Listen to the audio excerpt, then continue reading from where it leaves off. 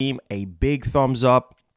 Cannot do it without you guys hitting the like button on the streams and showing a lot of love. They always say consistency is the key. So we have a massive, massive discussion to have today. We know that we got some bad news as of yesterday, and it was just not good at all for PlayStation and just for the gaming industry as a whole. It's literally in the gutter right now. The global economy as well is in the gutter as well. Nothing is right. I mean, layoffs after layoffs after layoffs after layoffs. You know, just stuff is just not okay right now. And Sony laid off 900 people yesterday. Okay, 900 developers lost their jobs. And not only that, but they have closed down a studio and almost closed down another one because we just got a report basically saying Media Molecule almost got shut down as well. And so, you know, now granted, if studios are not producing and they're not making games that are going to sell, then I understand it's a business. I can't get my feelings involved into it. It's business at the end of the day. They just have to cut, right? Because why keep a studio and, you know, have, you know, paying everybody, you know, staff and this and that, and then they're not producing the games, right? It just doesn't make sense. Or the game, I guess, don't have any potential or anything like that. I see a lot of people giving up on PlayStation right now. I see a lot of people saying they're done with Sony. They've been waiting this and that for something groundbreaking to happen, and nothing groundbreaking is happening. There's barely any new IPs. There's just a bunch of remakes, a bunch of remasters, and they want to get rid of their PS5s because they feel like this generation is a joke and they want to go to PC. I think now that people realize that, you know, Sony is going to be pushing more aggressively to PC, I think a lot of people are just saying, why stay on PlayStation? Why have a PlayStation console when I can just go to PC? Right? Because everything is going to PC. And so it's safe to say that with that being said, online is free, right? So a lot of people are just like, I'm just going to build me a PC. I am. That way I can get to play everything. I can play what Microsoft has to offer day and date on PC. And if Sony do decide that they're going to go day and date, which a lot of people are insinuating now that they're going to go day and date with their single player stuff, then hey, why not go to PC? And obviously I can see where a lot of people are coming from in that area because, well, PC is more superior, right? But it's also very costly. Like, it's a very expensive investment. But I feel like once you make that expensive investment, then you will be good to go, right? You know, you get a good graphics card, you get a good processor, you know, decent amount of RAM, no more than 32 gigs of RAM, decent motherboard, ridiculous amount of storage if you want, 4 terabyte, 8 terabyte, whatever the case may be. You get you a Wi-Fi adapter. Some of these motherboards already have that built in. Decent 1,000-watt power supply, and you're good to go for at least 5 years. You know what I'm saying? Basically around the same life cycle of a console, but you're getting far way more performance. And I hear you. I hear that. But for those people who want the portability of a console, for those people who don't want to sit there and have to swap out a graphics card or swap out a processor or have to keep upgrading every 5 years or whenever they want to upgrade their computer, I understand that. But here's the issue, man. I feel like this generation, and I've said this, I guess a lot of people didn't listen to me when I said it. This generation, I felt like, was already almost a complete failure out the gate because of the pandemic. I think the pandemic ruined everything, right? It has messed up a lot of game development. It has ruined a lot of jobs for a lot of people. A lot of people had to work remotely. And I just feel like this generation should have started around now, right? Because if the generation would have started around now, maybe Microsoft would have had some launch games for the Series X, and maybe Sony probably would have had even more launch games than they had for the PS5. You do have to understand too, a lot of people, when they first got into this generation, I feel like Jim Ryan has done more than a lot wrong, for sure. At the beginning of this generation, with the price hike of the games, right? And I've seen a lot of people also on Twitter saying, Marlon, Sony need to rethink this $100 game situation that they're thinking about doing.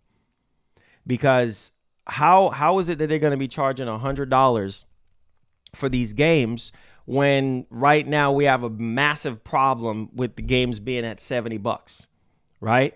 And people are just either not buying it enough, or they're costing way too much money to develop. So obviously they have to find some type of middle ground in terms of bringing up the cost of the game, right? Well, here's the thing. At the beginning of this generation, we remember Jim Ryan came out and said, here's Demon's Souls Remake, and this is for the PlayStation 5. And we're charging $70. That was the starting point right there. Like, Demon's Souls Remake, we're going to start charging $70. And a lot of people was mad. A lot of people, what? $70? $70 for a freaking remake? Like, wait, what? You know what I'm saying? And that's where the problem started for a lot of people with PlayStation. It was like, wait a minute, $70? And you're starting off talking about a remake, and then you're justifying it as, oh, it's cutting edge, and the graphics looks good, and it's pushing the PlayStation 5 and this and that, right? Just justifying that $70 price tag. And it's like, bro, a lot of people don't care for remakes. You know, there is a market for remakes. Capcom has carved out that part of the industry in terms of remakes and remasters and things of that nature. And remakes and remasters has been around for freaking years, since PS3. You know what I'm saying? Like, it's always been a thing since way back 17, 18 years ago, like long time ago. Right now, with technology the way it is now, it don't cost as much to remaster a game. It don't cost as much to remake a game. I was looking it up. I was trying to do some digging before I actually do this. I have some notes that I've jotted down on my phone that we're going to be talking about. This is a big problem, okay? And I promise, when we finish talking today, Sony, I hope they take notes, because I know they watch the streams. So I hope they take some page out of this book today, because Sony right now, before I even get into what Sony needs to do, let's finish up what we were saying about the remakes. So the $70 situation, right, was a big shock to a lot of people. They were like, oh, shoot, games going up $10 more. Now, when you raise the price of these games, people are expecting more value, right? People want more value for their money. Right. And then people going into this generation, oh, these machines are 4K 60 machines. They're marketed as 4K, native 4K machines. Right. So people are going into this with the mindset of 4K 60 with ray tracing. Right. With a little bit of icing on the cake. Right. And granted, Demon's Souls Remake sold 1.4 million copies. Now, again, a lot of people have it to say that Sony and Jim Ryan kind of held on too long on the PS4 generation, and that ultimately hurted the potential of the PS5. There was a lot of director's cuts, and there was a lot of, free upgrade from PS4 to PS5 and this and that, right? A lot of people thought that Jim Ryan was a liar. We believe in generations, right? People will have it to say that this man is a fraud, and he went back on what he was saying about the older games, and then he said older games don't really matter and this and that, and hence why a lot of people was upset, right? Nobody plays old games. Nobody cares about older games, right? And it's like, bro, that's what made the PS3 so successful, right, was the fact that it was fully backwards compatible with PS1 and PS2 games, right? And that was a selling point back then. That's the only way a lot of people were able to justify the expensive price of the PlayStation 3, right? Not because it was way more powerful than the PS2, but that backwards compatibility. Now, the backwards compatibility ends up being a thorn in Sony's side. That really crippled them, because when Mark Cerny was explaining the road to PS5 to a lot of people didn't understand what he was saying. He was just talking. That stuff was meant for developers or higher enthusiasts, people that understands hardware and understands computers and how things work and things like that from a technology standpoint. And so, you know, people was like, man, I don't care about all this rah-rah Mark Cerny is talking about. Like, I want to be able to play PS2, PS3, and PS4 games and PS1 games in my PlayStation 5, right? Hence why we're seeing a little bit of sprinkling about PlayStation 6, saying that people are hoping that, you know, you're able to pop PS1, PS2, PS3, and PS4 and PS5 games, right? And apparently the PS5 is just not powerful enough to do PS3 and all this and that, whatever the case may be, which pissed a lot of people off, right? So I'm just digging up a lot of the issues that people were having starting off in this generation. Now, Sony, they have been taking a lot of big risks. And big risks means that, hey, if those big risks don't pay off, that's going to be a big L. And yesterday was a big L for Sony. A massive L for Sony yesterday, right? Because the mistakes that they have made at the beginning of this generation is costing them right now, big time right now. And it's almost as if like Sony needs to do a whole reconstruction of everything, a whole reevaluation of everything. And that's why Herman Hulse, head of PlayStation Studios. Now, a lot of people have it to say, oh, look at Herman Hulse. He's a multi-million-dollar exec, and he's on Instagram with a surfboat, with a surfboard. Not surfboat, Marlon. Surfboard, standing up next to another guy while the company is going down in flames. That's what I see everybody's talking about, right? Jim Ryan taking a picture with London Studios days before the studio got shut down, right? That's screwed up. That's screwed up, right? Like days before the studio got shut down, he's taking a photo, a goodbye photo with everybody. Little did they know that they were going to get shut down. London studio, goodbye, right? And it's like, it's a big blow. It's a big blow to those developers, considering that London Studios has been a part of PlayStation since 2002. I want you guys to understand what I'm saying. Since 2002, a lot of you guys don't remember London Studios. Right now, some of y'all probably remember them for SingStar, or some of y'all probably remember them for Blood and Truth, which I love Blood and Truth. I think Blood and Truth was a system seller for PlayStation VR, right? Besides Iron Man, they also made PSVR World as well. They made PSVR World. They made Getaway. I think they made 2 Getaway games. And granted, when you're talking about AAA of AAA, they made iPad and stuff like that. That was around the PS3 time frame. Now, when you talk about AAA of AAA, it was the Getaway for them. The Getaway was the biggest game that they have made, you know, in terms of production wise. And so they had a live service game that they were working on, and Sony pulled the plug on them, right? Because they just feel like, well, what they're making right now is just not promising. They don't feel like don't feel like they're going to get a return on their investment. So they just pull the plug. And that's what they're going to continue to do with a lot of these studios who they feel like is just not going to produce a solid enough game or pitch a solid enough game that's going to make a lot of money, because Sony is hurting right now. Now, continuing through this generation, a lot of people feel like this generation is stale and there's not a lot of new stuff. And there's not. Like, people are still waiting on the new IPs. I remember when, Herman Hulst came out and said, hey, we have 25 games in production for PlayStation 5. 12 of them are new IPs, and then the other 12 is remakes and remasters and older iterations of games that we're going to be reestablishing, right? And so a lot of people got excited because a lot of people were saying like, oh man, that means Sly Cooper.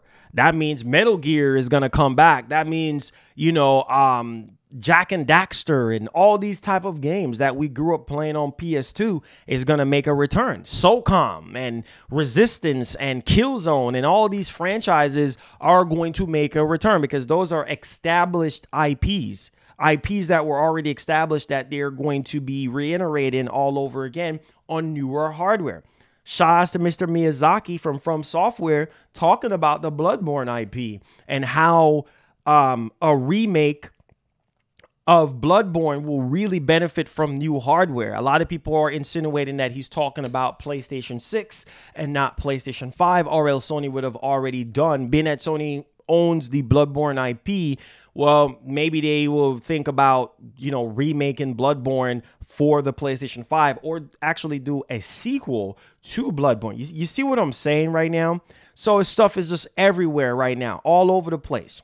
And when Kojima, during the last state of play we just got, Kojima came out and said, oh, I'm working on a new game. And people got really excited. A Fizzant, it's a new action espionage type of game. And a lot of people got excited for that because they were like, oh, new. But here's the problem. New does not always mean great. And the reason why I'm saying that new does not always mean, oh, I'm so excited. Y'all. No, because here's the problem. Sony can invest into a new game and develop a new game and it don't do great. AKA Returnal. A lot. And this is, I'm not saying it pisses me off because I think Sony took a risk on that game and they invest into that game and people just didn't buy Returnal like that. Apparently, it was reported that the game sold, 560,000 copies. And I guess it sold a little bit more once it went on to PC. And overall, we didn't hear anything else about the numbers of Returnal. The only thing that we heard that it was profitable for Sony to actually make another one, right? I loved Returnal. It was a love and hate relationship between me and Returnal, but yeah. We kind of, me and Celine, we kind of had a perfect understanding. Like, she knows exactly how pissed off I was at first, but I finished the game. I loved the game, and I played the DLC that the Tower DLC. I played that when it came out, and it was really, with the co-op and stuff, it was really, really good. But a lot of people did not like Returnal. You see what I'm saying? And Returnal, on the other hand, that was something new. That was a brand new IP. Housemarque, a studio that they've been working with since PS3 days, right? And they took the risk of making a new IP. And I guess people don't give Sony credit for trying something new, trying something a little different, or whatever the case may be. Ratchet and Clank was also another game, right? And we're going to talk about the budget.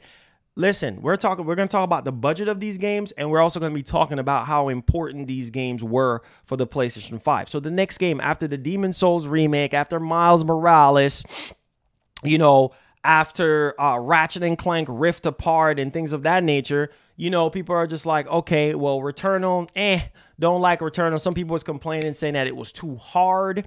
Some people was saying that the graphics was just not PS5. It was not next generation. And that's the thing, I think, that kind of give this generation such a stained legacy is people just got choked up and yoked up on graphics. Graphics. If the graphics is not next gen, if the graphics don't blow me away, I don't want to play it. And that's just that was just the mentality. And I'm like, bro, the gameplay of Returnal was really good. It was a game that you have to pick up. And you have to give it the time of day. It's like muscle memory. You have to exercise your memory in order to learn the mechanics And once you learn the mechanics, know when to dodge, when to slide, when to jump from what platform or whatever, it puts me in mind of Metroid. It's a Metroidvania type of game. If you're not into those Metroidvania type of games, then Returnal is not for you, right? And then, you know, fast forward in from all of those games, Demon Souls Remake, Miles Morales, Spider-Man Remaster, Ratchet and Clank Rift Apart, you know, all these games, right? And then moving further now to the other stuff, Gran Turismo 7, and moving into Horizon Forbidden West, and oh, that's more of the same. Oh, Gran Turismo 7 was a flop for some people because it was always online with the single player. And then how Sony kind of came off and how Jim Ryan kind of came off to make it seem like, oh yeah, Gran Turismo 7 was going to be PS5 only, right? A lot of people thought that God of War Ragnarok was going to be PS5 only. I feel like after the launch of the PS5 and we got those launch games, and then we got into 2021 with Returnal and all those other games, I just felt like everything just kind of fell off with a lot of fans in 2022, right? Because a lot of the games that was released in 2022 rubbed people the wrong way, because it's like, okay, why are these games cross-generation? And I feel like the PS5 could have sold more. Now, granted, I feel like it could have sold more if Sony did not continue to support the PlayStation 4. But you do have to understand, as a business, and also when you have a console, a previous console before, and you have millions on millions upon people that are either still buying the console or still owning the console, you need to put games on there. But I felt like people wanted PS5 games to just be PS5 games. Develop PS5 only games. And then develop PS4 only game. No cross-gen bullcrap, just PS5 only games. And I feel like that's what people wanted with the PlayStation 5. They were so hungry and people were so tired of the PS4 generation that they want something fresh. And they want to see graphics that they have never seen before. And they want to see games that take advantage of the PlayStation 5 hardware. Right? And so that's why a lot of people was pissed about Horizon Forbidden West not being PS5 only at launch. A lot of people was pissed about Gran Turismo 7 not being PS5 only at launch, right? And the list goes on. God of War Ragnarok not being PS5. Those are three big, solid PlayStation exclusive IPs. God of War, Gran Turismo, right? Spider-Man. You know, Spider-Man Miles Morales, like those games are crushing. Horizon Forbidden West. They didn't start pushing PS5 only stuff until like mid to like late 2022, right? When they made that announcement saying, hey, you know, we're going to be making more PS5 only stuff. Then they actually made Horizon Forbidden West Burning Shores. That was PS5 only. But people are not remembering that Returnal was PS5 only. Ratchet and Clank Rift Apart, PS5 only. Demon Souls Remake, PS5 only. You see what I'm saying? Like, Sony single-handedly carried this generation. Yes, they fumbled the ball in 2023, right? And some people will say, man, bro, they've been fumbling. What are you talking about, Marlon? They've been fumbling the ball since the very beginning. Or some people would say, oh, they were fumbling the ball after 2021. After 2021, it was just kind of like, okay, here we go with all these cross-generation games. Right? Games that are not fully utilizing the box. And so we fast forward.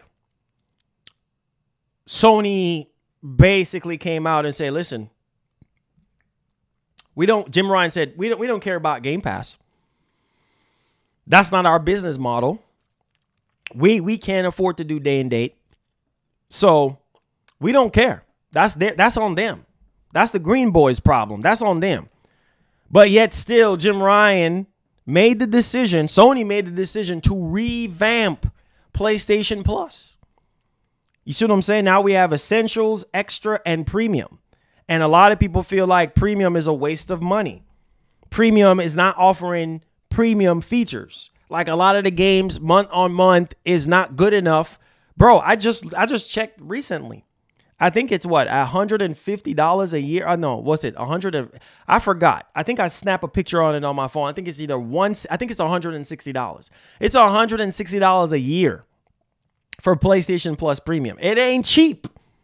It is not cheap, right? And so a lot of people are like, bro, where are some of these retro games at? Why is it that I can't download PS3 games? Why is it that I can only stream PS3 games? Why is it that these game trials are not in extra? Why are they just in premium? Like, a lot of people did not like the revamp of PlayStation Plus, right? Because they feel like it's just a way of Sony just cash grabbing stuff, right? And it is just no passion. There's just nothing there. And so with that being said, that's already one thing from Jim Ryan right there. Then the second thing was, we believe in generation. And then the third thing was, oh, all these freaking cross-generation freaking games. And he lied about this and he lied about that.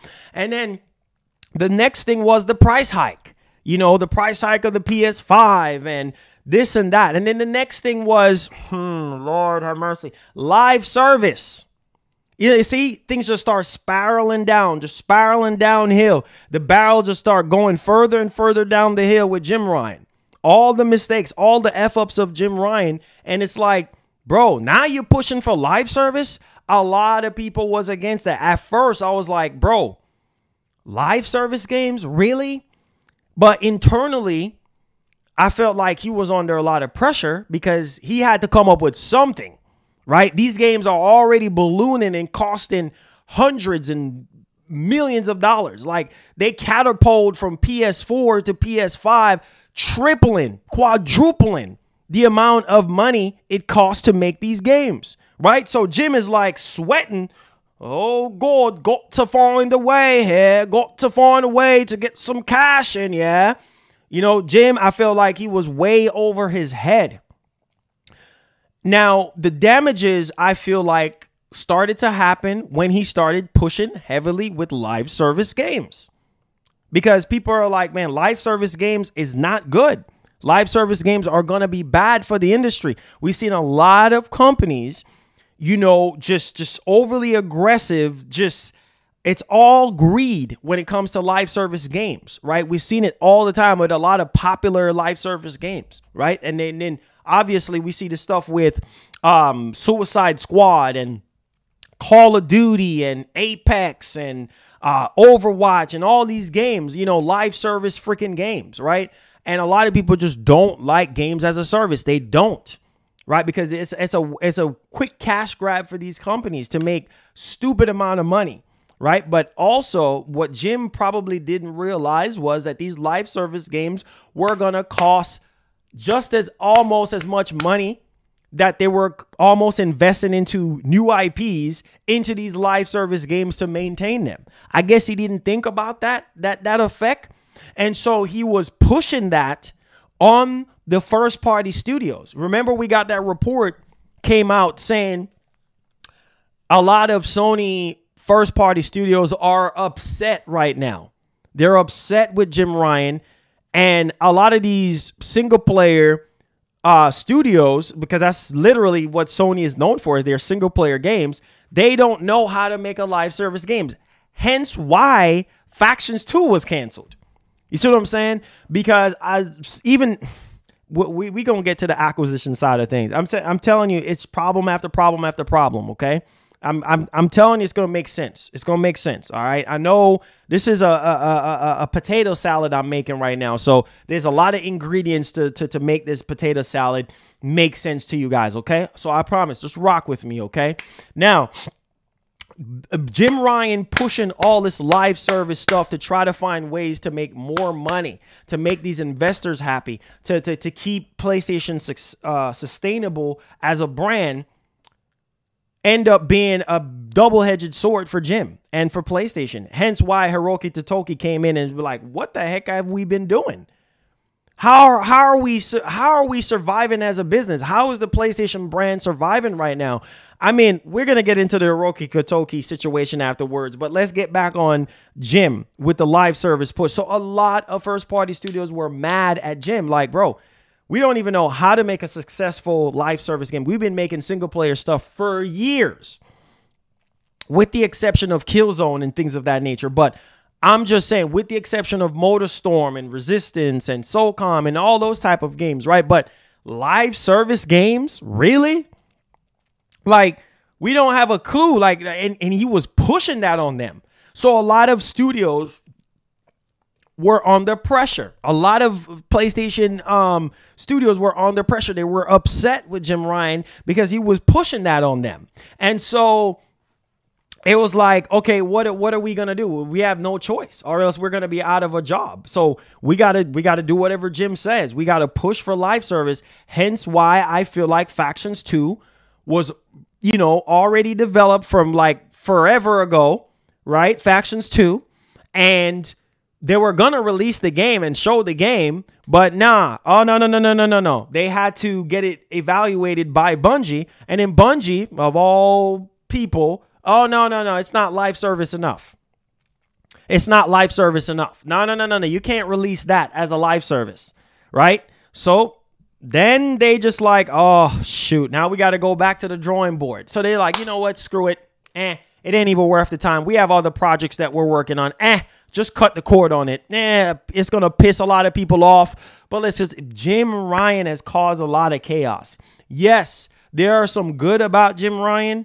Him being ruthless, him being a businessman, him responsible for the success of the PlayStation 5 launch and how the PS5 is selling well and things of that nature. There's just some things that were good about Jim Ryan when in his era, in his time frame.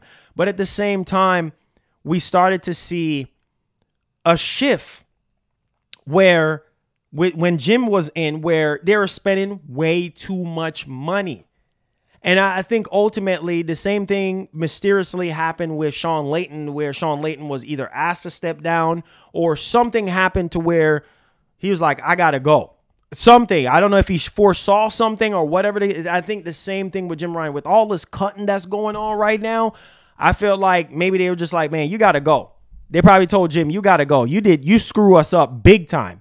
You F us up big time. You got to go, Jim. You got to go. You got to retire right now. We being nice right now. You got to go. You got to go. You taking up way too much cap room. You got to go.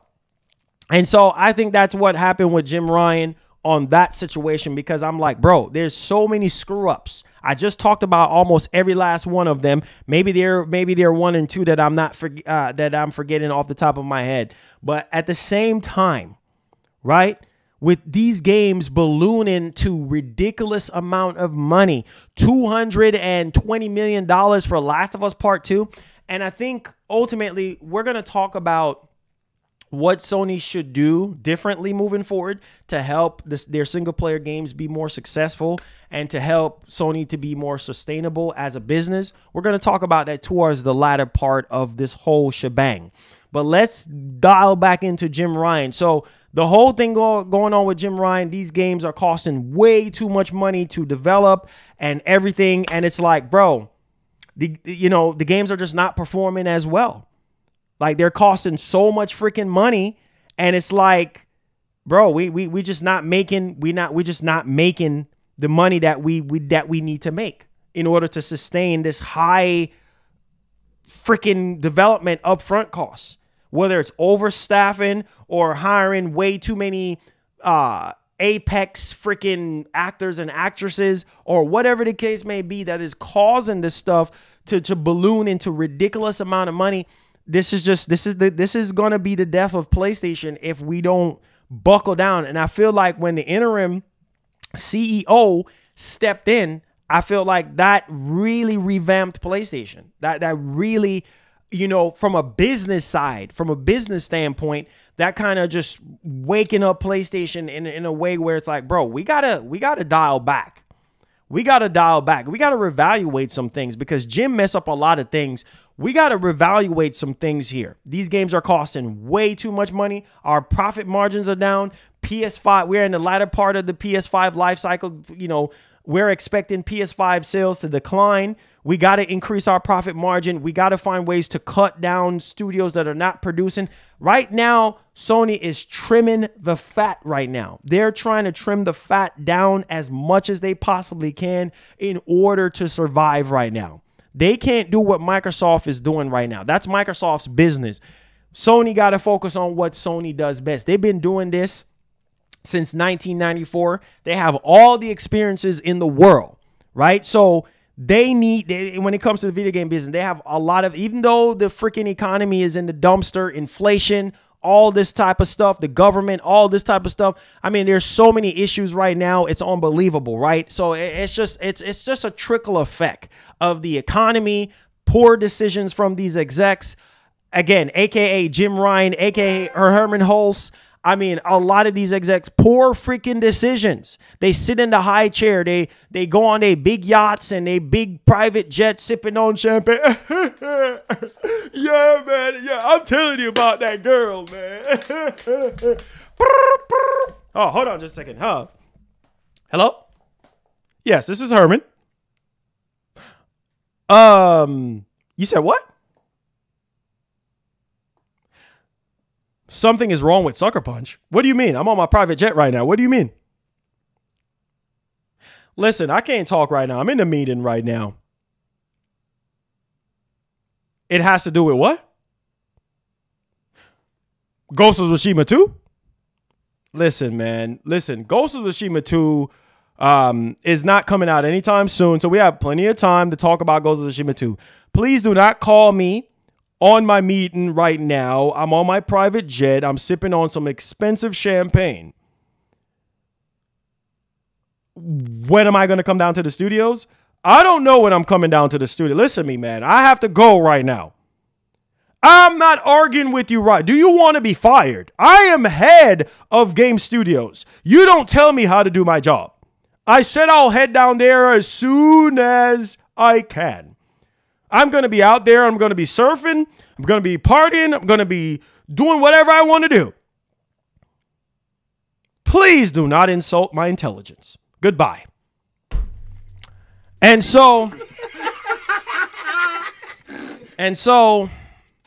you wonder, as a PlayStation fan, as a gamer, you wonder the poor decisions of these execs. You know, it's just like, it's a trickle effect. It's a trickle effect of poor decisions. The economy, it's a mixture of all. It's a mixture of all. And so we find ourselves in a situation where we have to reevaluate. That's all you hear Jim Ryan is talking about when he sent out his last big email to staff, that they had to let go 900 people. They had to cut London studios, and also Media Molecule was borderline. They literally dodged a tornado by not getting cut as well. And so we're in a situation now where Hiroki Totoki is in. Jim Ryan's about to step down. And this man is like, bro, our profit margins are horrible. We just lost $10 billion in market value. Like, we got a lot of work to do. Bungie, they went over there to Bungie and they're like, nah, we got a lot of work to do. And a lot of people think that the Bungie acquisition was a waste of money because Bungie is just not producing right now, right? For PlayStation right now. And so a lot of people are just like, bro, Bungie is a waste. They shouldn't have wasted $3 billion on Bungie, right?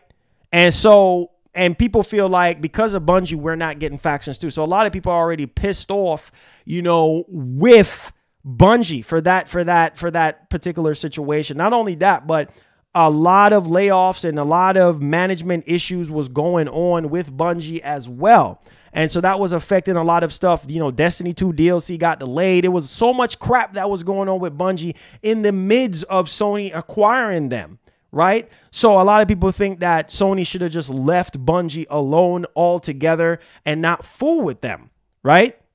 And so it's like now Hiroki Totoki has to do the heavy lifting. A lot of people don't like him because, you know, now he's saying, well, Sony have already, Jim Ryan, and that was one of the best things that Jim Ryan could ever do, was make the statement that saying that, listen, all our live service games will be day and date to PC. All our live service stuff, day and date on PC. And I felt like if he didn't do that, because just look at how Sony responded. Look at the reaction of Sony to Helldivers 2, right? They didn't thought in a million years. It's almost by the draw of a luck. Like it was draw of luck that Helldivers 2 was a success, right? Because it's like nobody was expecting Helldivers 2 to take off like that. But to their benefit, that paid off. That was a big pro for Jim Ryan, even though they were pushing for live service stuff, making it day and date on PC, because PC carried the heavy load for them. PC allowed them to get a massive W. They needed that desperate W so bad, right?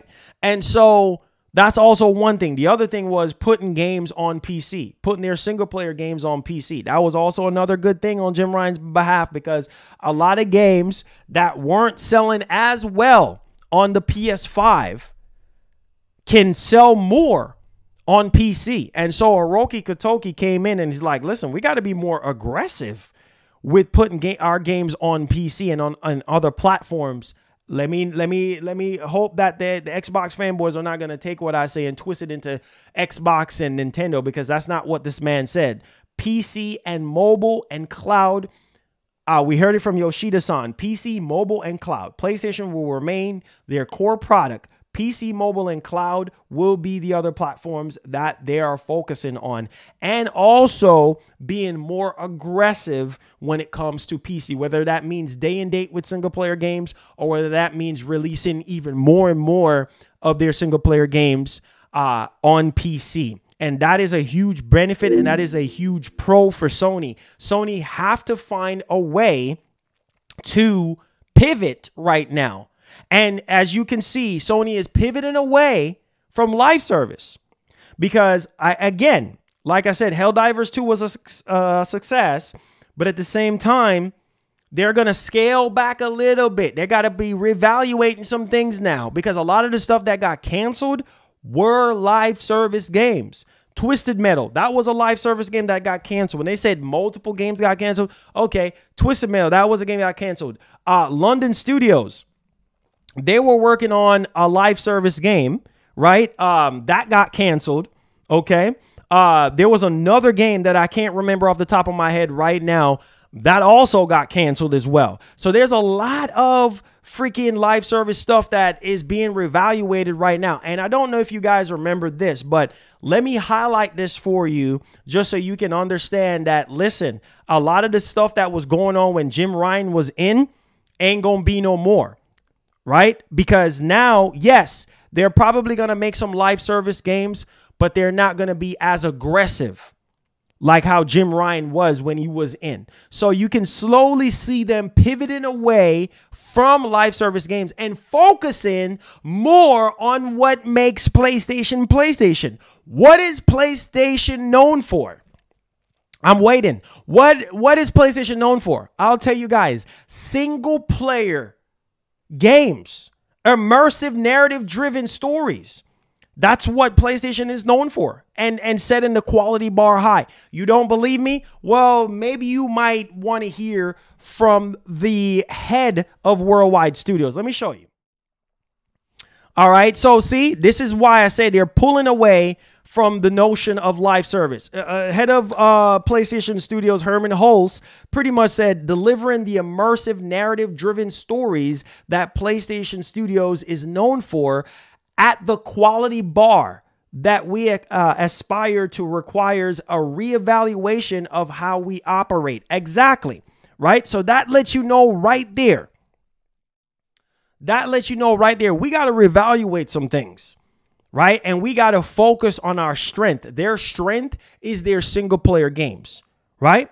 That's their biggest strength right now. We got to reevaluate, and we also got to look at the budget of these games. When he said reevaluate, he meaning like we gotta look at the budget of these games, how much money we're spending on these games, and we also got to reevaluate everything that we've been doing wrong right now, including the live service. 12 live service games by now until 2026. That was Jim Ryan's plan. That was Jim Ryan's goal. No. We got to step back, because those live service games are going to cost a lot of money to maintain. You got to maintain servers, and you also got to come up with ideas on how you're going to sustain these live service games in terms of content. Are you all feeling what I'm saying? So these live service games are going to cost as much as some of these single player driven games to make. and to maintain over the years. You see what I'm saying? So that is a problem. We're bleeding way too much cash right now.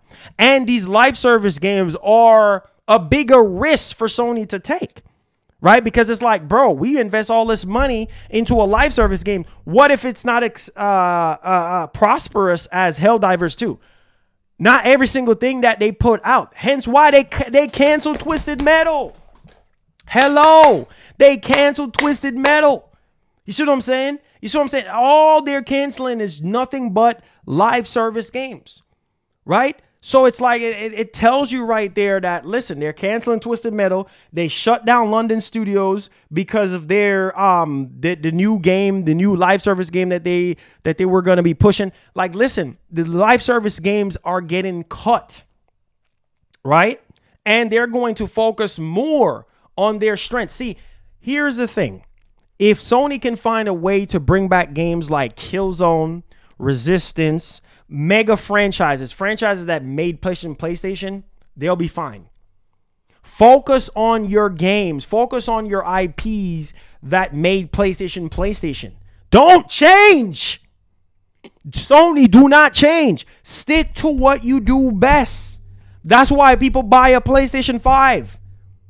You see what I'm saying? Not just for the third-party stuff, but for the single-player stuff that made you PlayStation in the first place.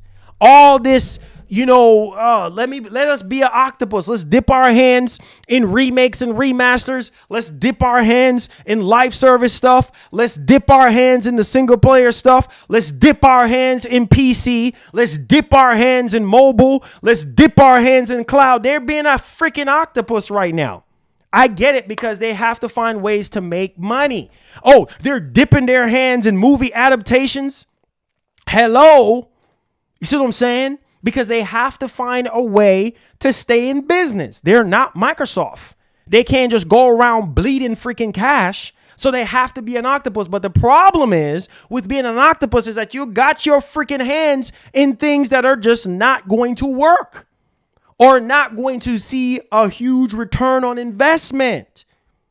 That is the problem right now. So you're going to have to cut off a lot of those stuff. You're going to have to cut. Because if you don't cut, you're going to be a sinking Titanic ship. And I think this generation has been all over the place. It has been all over the place. Give credit where credit's due. Say what you want to say about Spider-Man 2. Say what you want to say about Spider-Man Miles Morales. Whatever you want to say about Ratchet and Clank. But let me hear you. Say what you want to say about Spider-Man Remaster. Let me tell you this. One studio out of all the studios that PlayStation got, I think they got something like 22 or 23 studios. Listen to me when I tell you. Listen to me. One studio have been carrying Sony this entire generation, and that's Insomniac Games. And I don't think that they get enough credit. They don't get enough credit that they deserve. Insomniac Games literally carried Sony on their backs. You can sit there and talk about woke agendas. You can sit there and talk about the games being too political and whatever other agendas. But hear me. If it wasn't for Insomniac Games, look at Naughty Dog right now. Naughty Dog was one of the best development studios the Sony ever acquired, right? And at the same time, they weren't producing. This entire generation, they haven't produced anything new. Nothing new.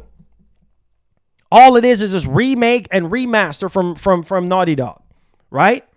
And I'm fixing to talk about something that is probably going to worry some of y'all. But this is the reality, man. We got a big problem. We got a freaking big problem. Now, moving into 2025, that's where I feel like a lot of people need to see results, because it ain't looking too pretty right now in 2024.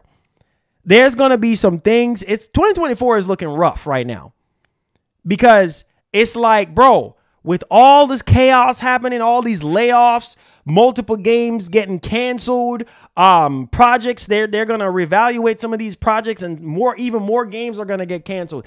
It's not looking too good. Concord, it makes me worried about Concord.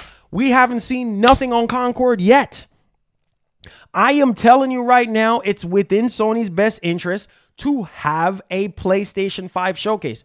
My G's, if they don't have a PlayStation 5 showcase this year, showcasing the roadmap, a clear roadmap besides Helldivers 2, Concord, and Wolverine, we have a massive problem for first party. We have a massive problem. Yes, there's going to be the possibility of them coming out with new IPs this year because that's what they said. They said existing franchises, not until 2025, April of 2025 or March of 2025. Okay. Existing franchises like your God of War, your Spider-Mans and your Horizons, right? Those games are not going to be until 2025. Your sequels, right? Now, that still does not negate from the fact that Sony needs to deliver on new IPs. That's what the PlayStation 5 needs right now. It needs brand new IPs. That's what people have been asking for. They want something new. We understand the sequels are coming. Everybody will be so hype and put this all behind them when they get a solid PS5 showcase and they get to see some of these games. What the heck has Sony been working on? I want to see what Sony Ben's working on. What the heck has Sucker Punch been up to for about 4 years now? Right? With Ghost of Tsushima 2. I want to see that. What the heck is Naughty Dog doing? I want to see what Naughty Dog is doing since they canceled Factions 2. Don't tell me no Last of Us 3. Okay. What the heck is Santa Monica working on? You know what I'm saying? Like Firewalk, Fire Sprite. What the heck? Blue Point Games. What the heck? Right? You want to know what these studios are working on. That's why people want to see a solid showcase. That's why the last showcase wasn't that great because it was more of a third-party showcase. And people are like, where are the games, Jim? Jim coming on. Oh, before we end off the stream, let's take a look at some of these accessories. Let's take a look at the Gran Turismo movie. And everybody's like, get out of here, Jim. Ain't nobody want to see no Gran Turismo movie. Ain't nobody want to see nothing about no accessories. Where are the games, Jim? That's why everybody was so upset. Now is the time for Sony to redeem themselves with the PS5 showcase and with the PlayStation 5 this year. This is a very critical year. We're talking about year 4, ladies and gentlemen. Year freaking 4. Okay, now let's shift. I'm not putting timestamps on a darn thing. Let's shift because I don't want to lose my train of thought. Let's shift now to what Sony can do.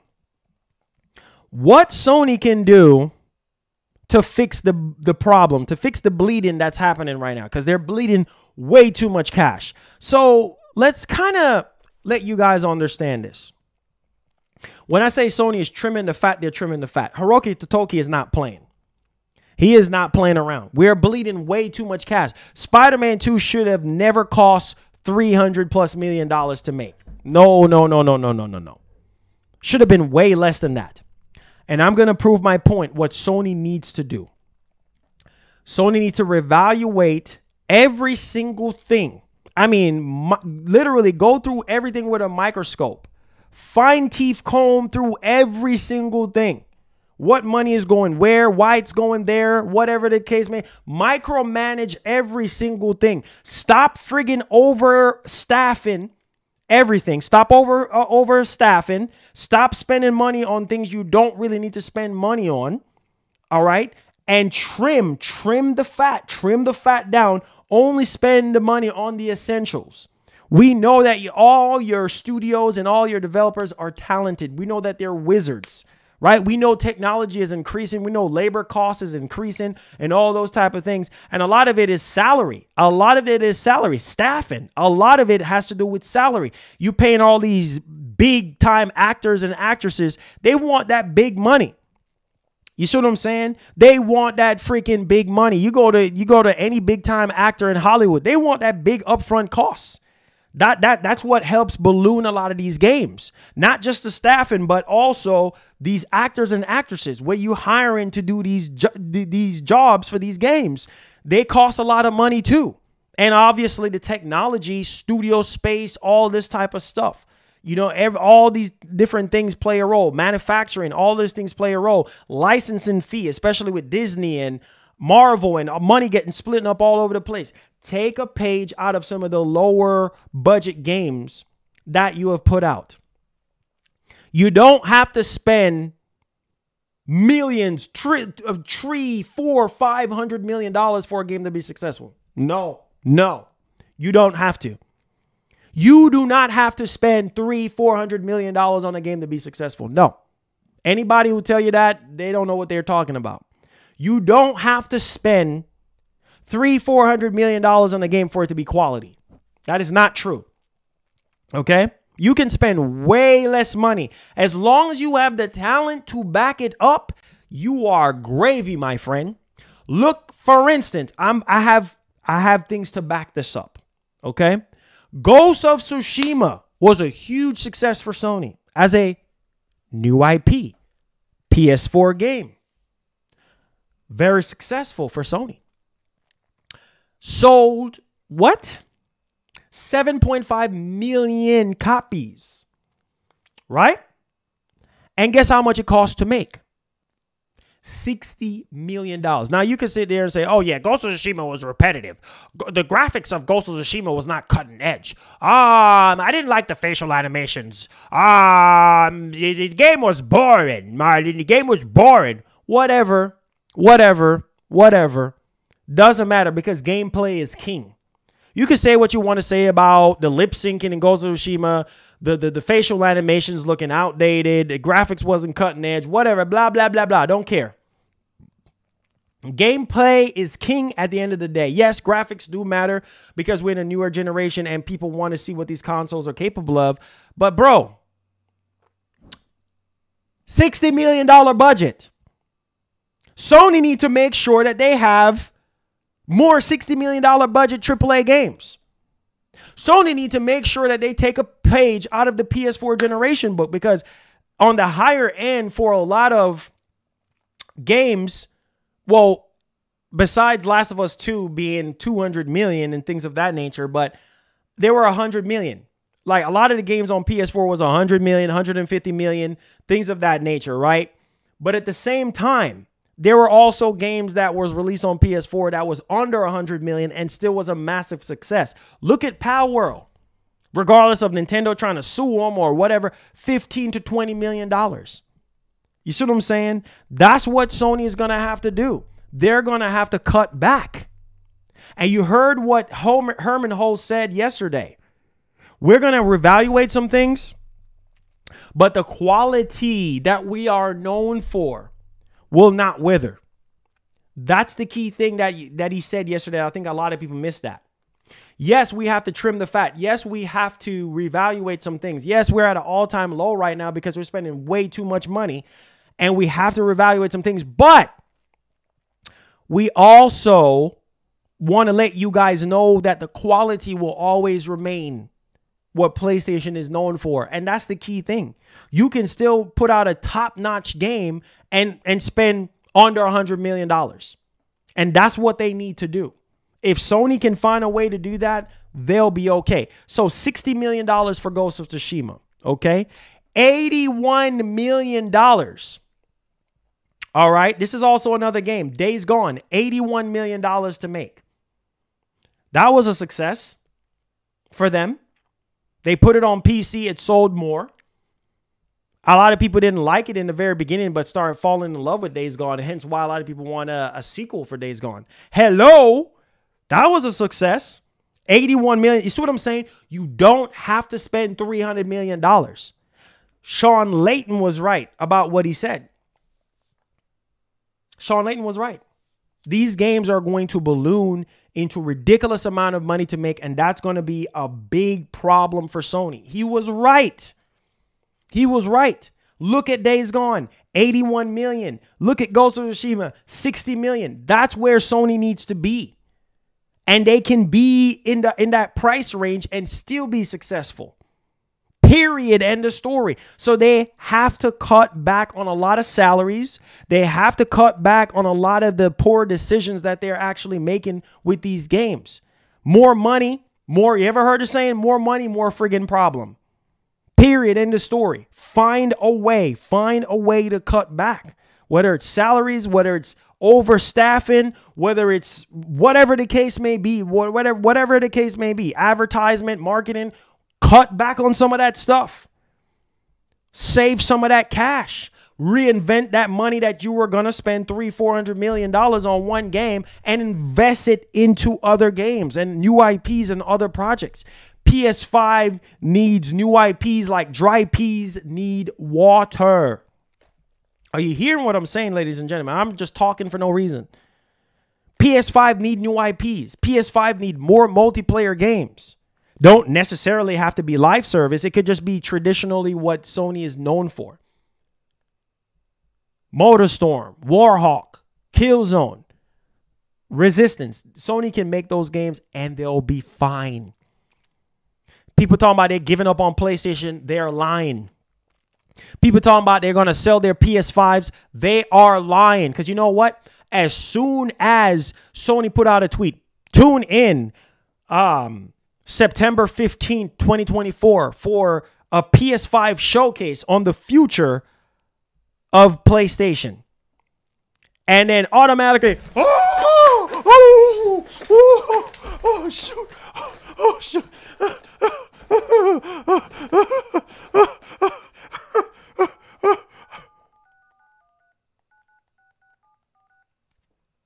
Oh, shoot.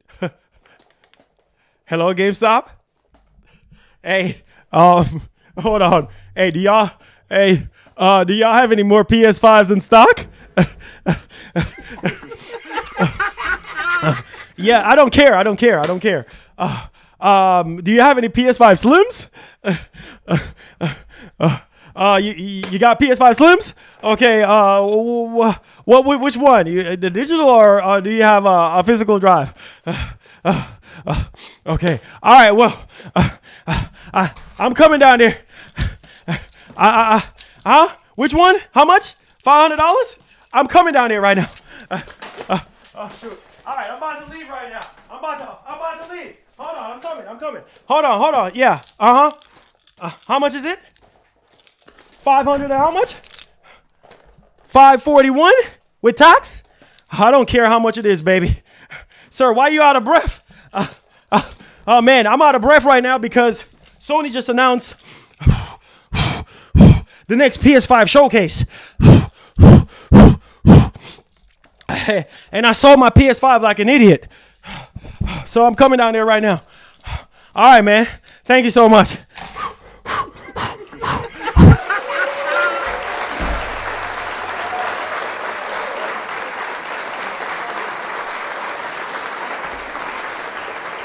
Listen,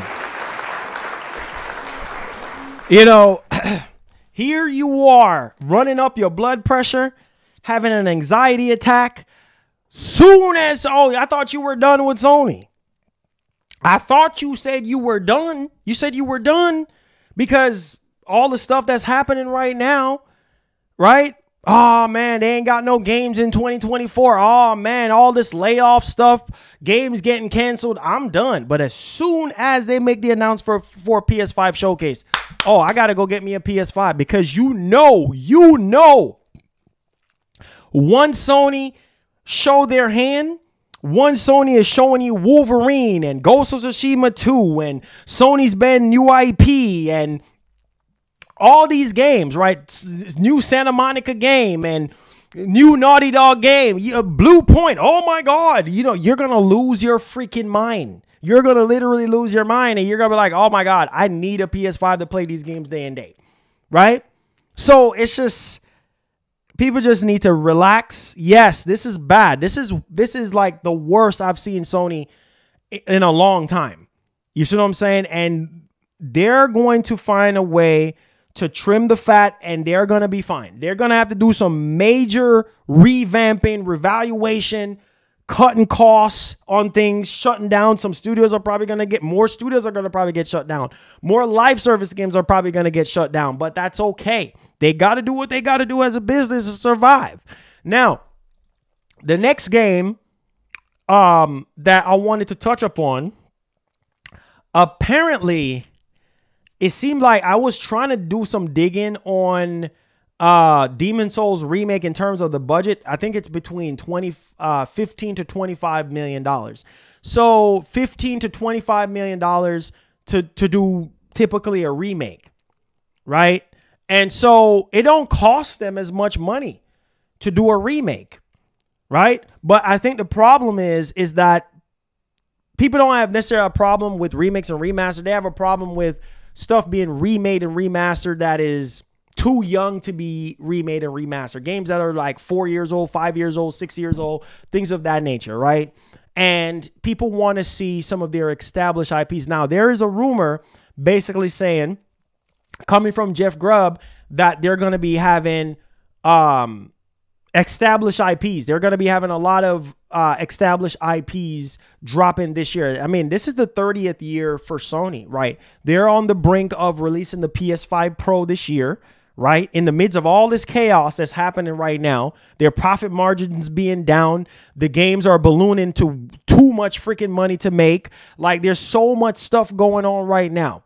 There's a lot of revaluation going on right now. And so they're releasing a PS5 Pro. Some people would say, don't release a PS5 Pro this year. It's not financially smart right now. Do it next year when GTA 6 comes out. I think whatever Sony have in motion, they're going to go through with it anyway, because there's going to be some advantages releasing the PS5 Pro this year for them. And not only that, but also we have seen how the PS5 struggles to do 4K 60 on a lot of these third-party games. And the more and more advanced Unreal Engine 5 gets, the more expensive it gets. And not only that, the more demanding it gets, right? A case in point, Lords of the Fallen, 1080p freaking 60. Ridiculous. You know what I'm saying? A lot of these games, Gotham Knights, 30 FPS, A Plague Tale Requiem, 30 FPS. Like, people don't want to see no 30 FPS games, right? So having more powerful hardware will definitely kind of help this situation. Not only that, but if this DLSS-like functionality that apparently Sony patented or Mark Cerny is working on can also do some of the heavy lifting on the more demanding games, taking that image and make it look even more crisp, and taking that FPS and doubling it or tripling it. I think that's what people really, really want the most out of these consoles. So the PS5 Pro will probably help out in a lot of different areas when it comes to how the games look and how the games play, considering GTA 6 is right around the corner at this point, and trailer 2 is probably going to be dropping this year, and that's going to even develop even more hype. So if you have a more powerful hardware dropping this year next to the trailer 2, that's going to ding, ding, ding, ding, ding, ding. I need to buy a PS5 Pro because GTA 6. So that's even more of a reminder when trailer 2 dropped this year, right? Maybe the trailer 2 is probably going to be focusing on Jason as a character. I don't know. But we'll see. And then maybe next year we might get a gameplay trailer, like before the game is out. We're probably going to get a gameplay trailer. But that's beside the point. Sony just need to figure out some stuff right now. They're going to be fine. For those of you who are saying that it's over for Sony, Sony is done, lies. Just like with Microsoft. Everybody was believing the rumor. Me like an idiot. I'll be the first one to sit there and fall in the trap of believing into the rumors and got mad and this and that, but I didn't get rid of my freaking Xbox like some people. But yeah, I take my L on that, and I will never ever believe no rumor like that ever again, because I was an idiot for believing the rumors. Okay, at least not Gears of War, and at least not Halo, because in the back of my head I was like, nope, Gears, no Halo. But that's besides the point. People were saying that it was over for Microsoft and this and that, and Microsoft is going to be Sega, and they're going to be fine. Okay? Microsoft is going to sell some millions of consoles when they come out with their next console, and they're going to be fine. They're going to release their games on PlayStation and Nintendo, and they're going to be fine. You see what I'm saying? Sony, on the other hand, needs to trim the fat on the cost, the budget of their single-player games, and they're going to be fine. Quality has never been a concern for Sony. Now, you can say, Marlon, Returnal wasn't quality. You could say Marlon, Spider-Man 2 wasn't quality. You could say Marlon, Gran Turismo 7 wasn't quality. Well, to each their own. right? To eat God of War Ragnarok wasn't quality. It's PS4. It's garbage. Yeah, you know, people was knocking God of War Ragnarok as well. Like everybody, you know, have their own quality measuring stick or whatever the case may be. But I digress, right? Like it is what it is. You know, some people hated this entire generation and just felt like this generation was a waste of time, right? They're still waiting on games. And if you are one of those people that haven't picked up a PS5 yet, like you've been on the fence and you're just like, I'm waiting for something to blow me away. I'm waiting for something to allow me to buy a PlayStation 5. I will tell you, wait right now. If you don't have a PS5, don't buy a PS5 right now. Sony is about to drop the Pro, whether it's this year, or it's going to be next year. They're going to be dropping the PS5 Pro. It does not make sense for you to buy a PS5 right now. If I were you, I will hold out because you're going to be getting the best machine possible, the most powerful machine that Sony has to offer possible. So I will hold off. That's just my opinion. Hold off. I don't know. Play some Xboxes in the meantime. Play some Switch in the meantime. Play some of PlayStation games on PC. They're going to be dropping some more PC games this year. Okay. I think I've seen already 3 or 4 that's getting ready to come to PC this year, okay? So just hold your horses if you don't have a PlayStation 5 right now. All right, let's get back into the matrix on things here. Another game that I wanted to touch upon, right? Returnal. Returnal cost them apparently $100 million to make. You see what I'm saying? They don't have to go full bore. They don't have to spend $200 million. They don't have to spend $300 million. They can spend $100. They can spend $50. They can spend $70 and still have a sustainable and still have a very successful AAA 10 out of 10 game. Am I making myself clear? Because at the end of the day, Sony knows how to make great experiences. They know how to make rich worlds, top-notch characters, top-notch environment, buttery smooth gameplay. They know how to do that. You see what I'm saying? They're masters of creating some of the best worlds in video games and some of the best characters in video games. They know how to tell a story. So you don't have to spend ridiculous amount of money if you don't have to. You see how many games I'm telling you the budget of that were successful for them and we're possibly getting other iterations of them? You don't have to spend more than $100 million if you don't have to. Cut back. Look at Power World. You can say whatever you want to say about Power World. Massive success. Right? $15 to $20 million and the game is just shaking up. Look at Helldivers 2. Helldivers 2 is not no AAA high graphical type game. It's not. It took them 8 years to make and $100 million budget, right? And that game is a massive success. So again, you don't have to spend $300, $400, $500 million to have a successful game. Or to have the best looking game. You don't have to. You see what I'm saying? Because Sony knows how to cook. They know how to cook. They in the kitchen and they cooking. They cooking. You see what I'm saying? That man, they rotating that pot, right? They rotating that frying pan. And man, you see them vegetables, you see them chickens just jumping in the air. Listen, man, I am telling you, you don't have to spend a lot of money to make things look good and play good. You don't. You see what I'm saying? And so that's my message for Sony. Take a page out of your own books. Look at how much some of these games cost at the beginning of this generation, right? Look at the industry and see how much some of these games are costing that are not over $100 million. And you see the success of that. Only invest if necessary. If it's not necessary, scale back. Just like how you're scaling back right now on live service games, you need to scale back on that money. Scale back on that money because y'all are hurting right now. Y'all are hurting something bad right now. You see what I'm saying? A lot of your stuff is either selling 8 million to 10 to 15 million copies, right? Which is fine because you can get a little bit of return on investment. But at the same time, why not even make even more money? And start remaking the games. That's all Sony have to do. Invest more into AA games and also AAA games they need to cut back on.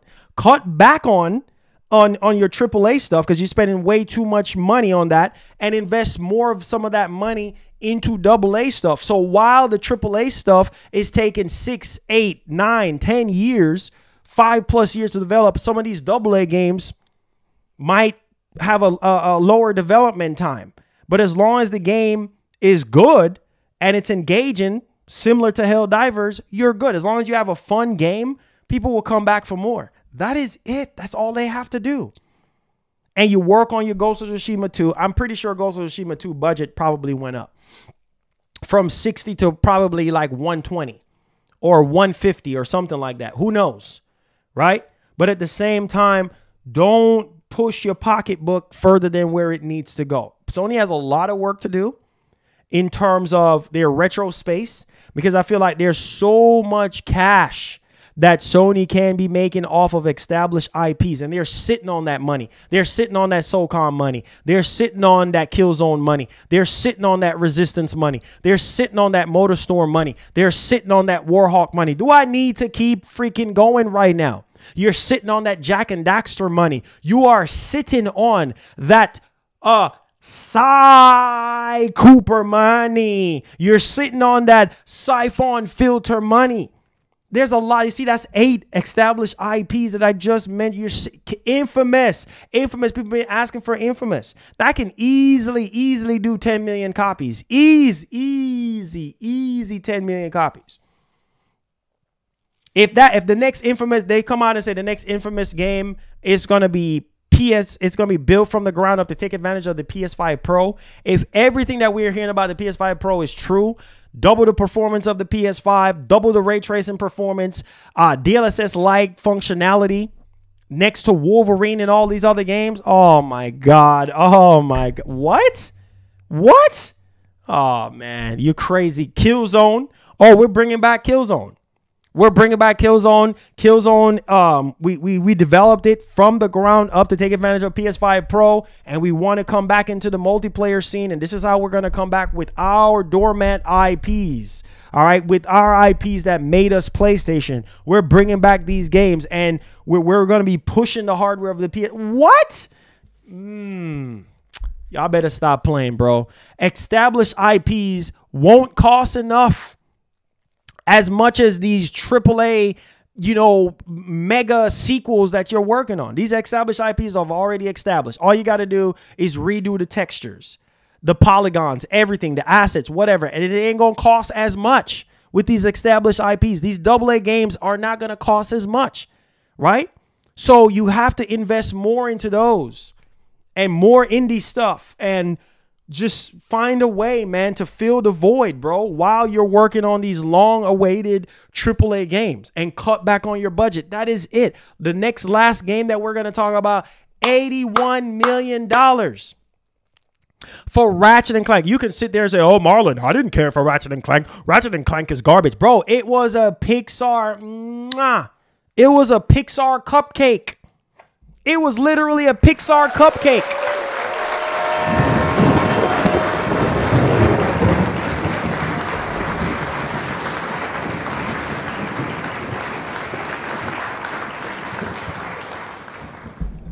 Listen, man, that game really showed you what the PS5. You can say whatever you want to say about Ratchet & Clank. I don't care. Ratchet & Clank Rift Apart showed you in the beginning of the generation, showed you what the PlayStation 5 can do. You see the graphics of Ratchet & Clank? Did you see the gameplay of Ratchet & Clank? Did you see the production value of Ratchet & Clank? $81 million. What does that tell you? Hello? It tells you don't have to spend $300, $400, $500, $600 million on a game for it to be cutting edge, for the gameplay to be fantastic, for the game to be pushing the PlayStation 5. You don't have to. $81 million. You don't have to spend $300. You can spend $80, or you can spend $70, or you can spend $50. You see? Prime example of a top-notch, cutting-edge game. A game that looks better than a lot of games out right now. Facts. Facts. You guys know, man, if Sony stopped playing around and bring back Sly Cooper, can you imagine Sly Cooper looking like Ratchet & Clank Rift Apart on PlayStation 5? You're playing.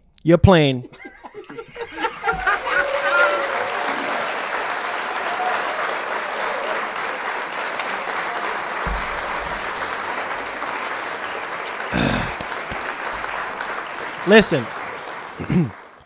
Listen. Last thing I'm going to say. I'm going to wrap this up. Listen.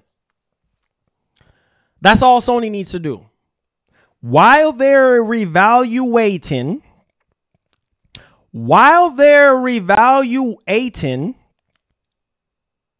the cost of these AAA single-player narrative games, they need to bring back established old IPs, a.k.a. Killzone, a.k.a. Resistance, a.k.a.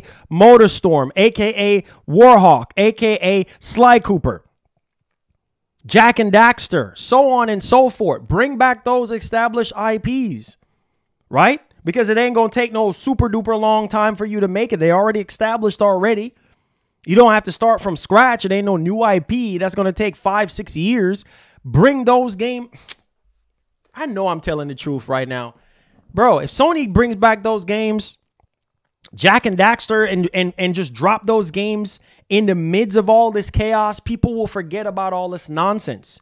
While you're in the back, cutting back on the budget of some of these big top AAA games, right? Everybody could be reliving those moments that they played from their childhood. Y'all know I'm telling the truth right now. I'm not asking for no flowers. Y'all know how I'm telling the truth. Bring back those established IPs. Do your little remakes and remasters, whatever the heck you want to do, right? Stop calling me right now, right?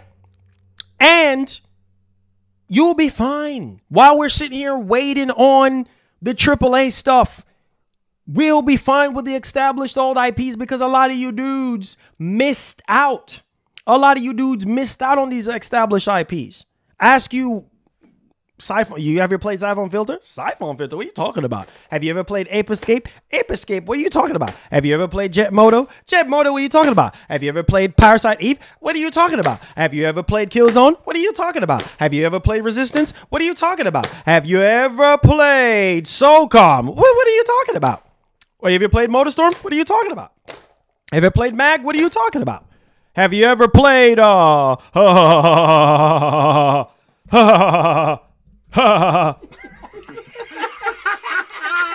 You're gonna say, nah, Infamous, nah, I don't know what that is, right? But if Sony dropped those games in the 30th anniversary, or dropped some of those games in this generation, man, that's gonna make us forget about Ghost of Tsushima 2 and all these other freaking games, and we can relive those moments. And that's gonna sell more PS5s, right? Because you're not gonna spend $300 million on bringing back Jack and Daxter. You're not going to spend $300 million on bringing back SOCOM. You're not going to spend that type of money. You're going to spend way less money to bring those games back. Way less. Almost 75% less. Right? That's what you need to do. And then not only that, new IPs. Right? If there are some new IPs that are ready alongside the existing franchises, drop those. AA stuff, drop those. You see what I'm saying? Because AA stuff is not going to cost as much either, right? Sony just have to reevaluate some things, bro. And that's what I've been saying all this time. They are sitting on money. They're literally sitting on money. Why sitting here spending all this freaking money like an idiot? You guys are not an idiot. You guys are smart. Start making smarter business decisions with your money, or else you're going to go out of business. You were sitting on these old... Jim Ryan with his nonsense. Oh, yeah, nobody cares about older games. Whatever, Jim. Whatever, okay? People want to play old IPs. Why do you think at the beginning of this generation, when we were hearing all the rumors about... what was it again? What was the engine again? For the PS5, I don't remember the name of the engine right now, but some type of engine the PS5 is going to have in order for it to play older games, PS1, PS2, and PS3 games, right? People want to relive those moments. Some people missed out on PS3. Some people missed out on PS2. Some people missed out on PS1. The PS4 might have been their first console, right? The PS5 might be their first console. And you're sitting on cash. Look at Nintendo. What do you... Listen to me, man. Listen to me, man. Listen. Look at Nintendo. What do you think Nintendo has been doing since the very beginning? What do you think Nintendo has been doing since the dawn of time? They're the forefathers of this console race. What do you think they've been doing?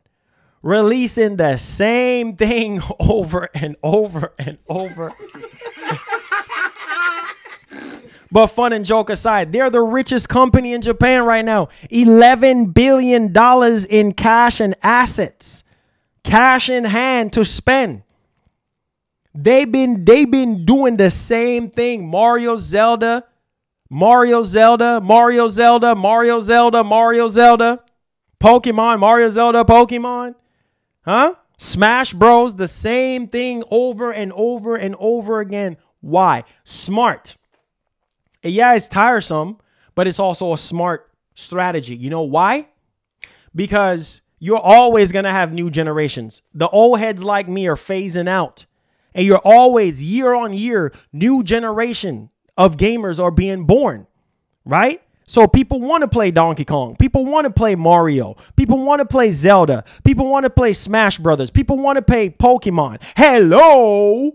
That's why Nintendo is so successful, because they stick to what they do best. Hello, Sony. If you're watching this, take a page out of Nintendo's book. Can't say it no more.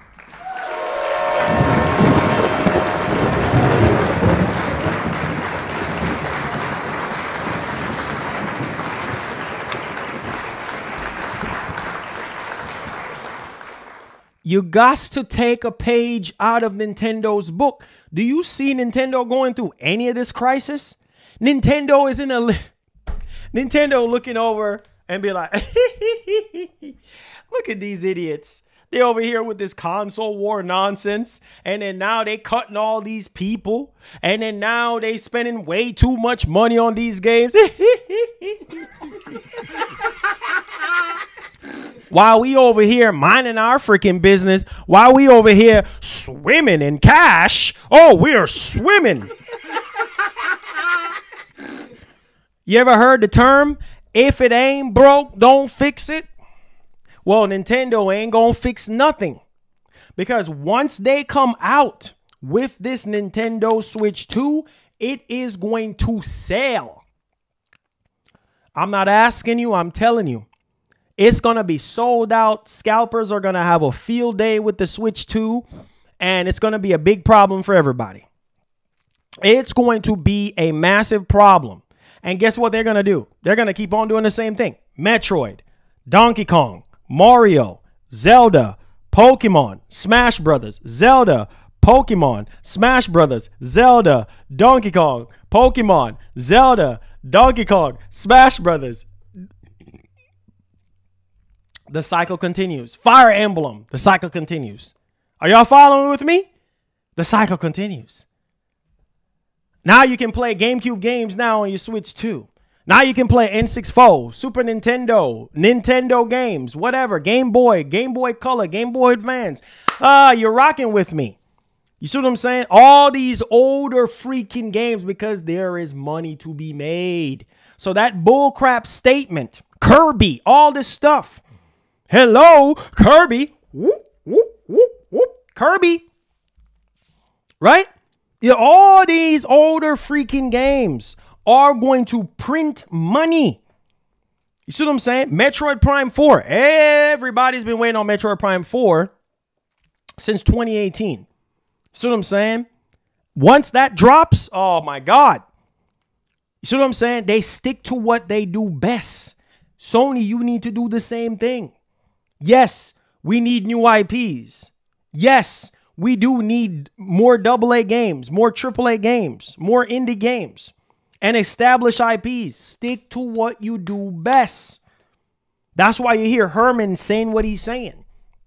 We're going to do what we do best. That's what he's basically saying. We are going to stick to what PlayStation is known for. That's all you need to do. Look at Nintendo. Nintendo ain't doing nothing new under the sun. Nintendo is doing the same thing and making bank. Making bank. Every time there's a new Kirby game, Crazy amount of money. Every time there's a new Pokemon game, crazy amount of money. Every time there's a new Mario game, crazy amount of money. You know how long Mario's been around? Mario has been hitting his head on blocks since the very beginning, since the 80s. You see what I'm saying? Mario's been a plumber since the 80s. This man is the same old, Mamma mia. Let's go. Yahoo! This man's been saying Yahoo since then. Yahoo! It's a goal. Oh! You know what I'm saying? All these characters been saying the same thing. Yeah, Peach. Yeah, all these characters been saying the same thing. Donkey Kong. I'm Donkey Kong. Same thing. Same thing. And they making bank. And Wario have always been the bad guy of Mario. Yeah, Wario time. Let's go. He's been doing the same old nasty, greedy, fat laugh. And obviously, Waluigi. Oh, yes. Waluigi time. Oh, yes. Let's go. Doing the same thing. You see what I'm saying? All these characters saying the same thing, doing the same thing, and they making freaking bank. They making bank. Why you can't do the same thing? Come on. Come on, man.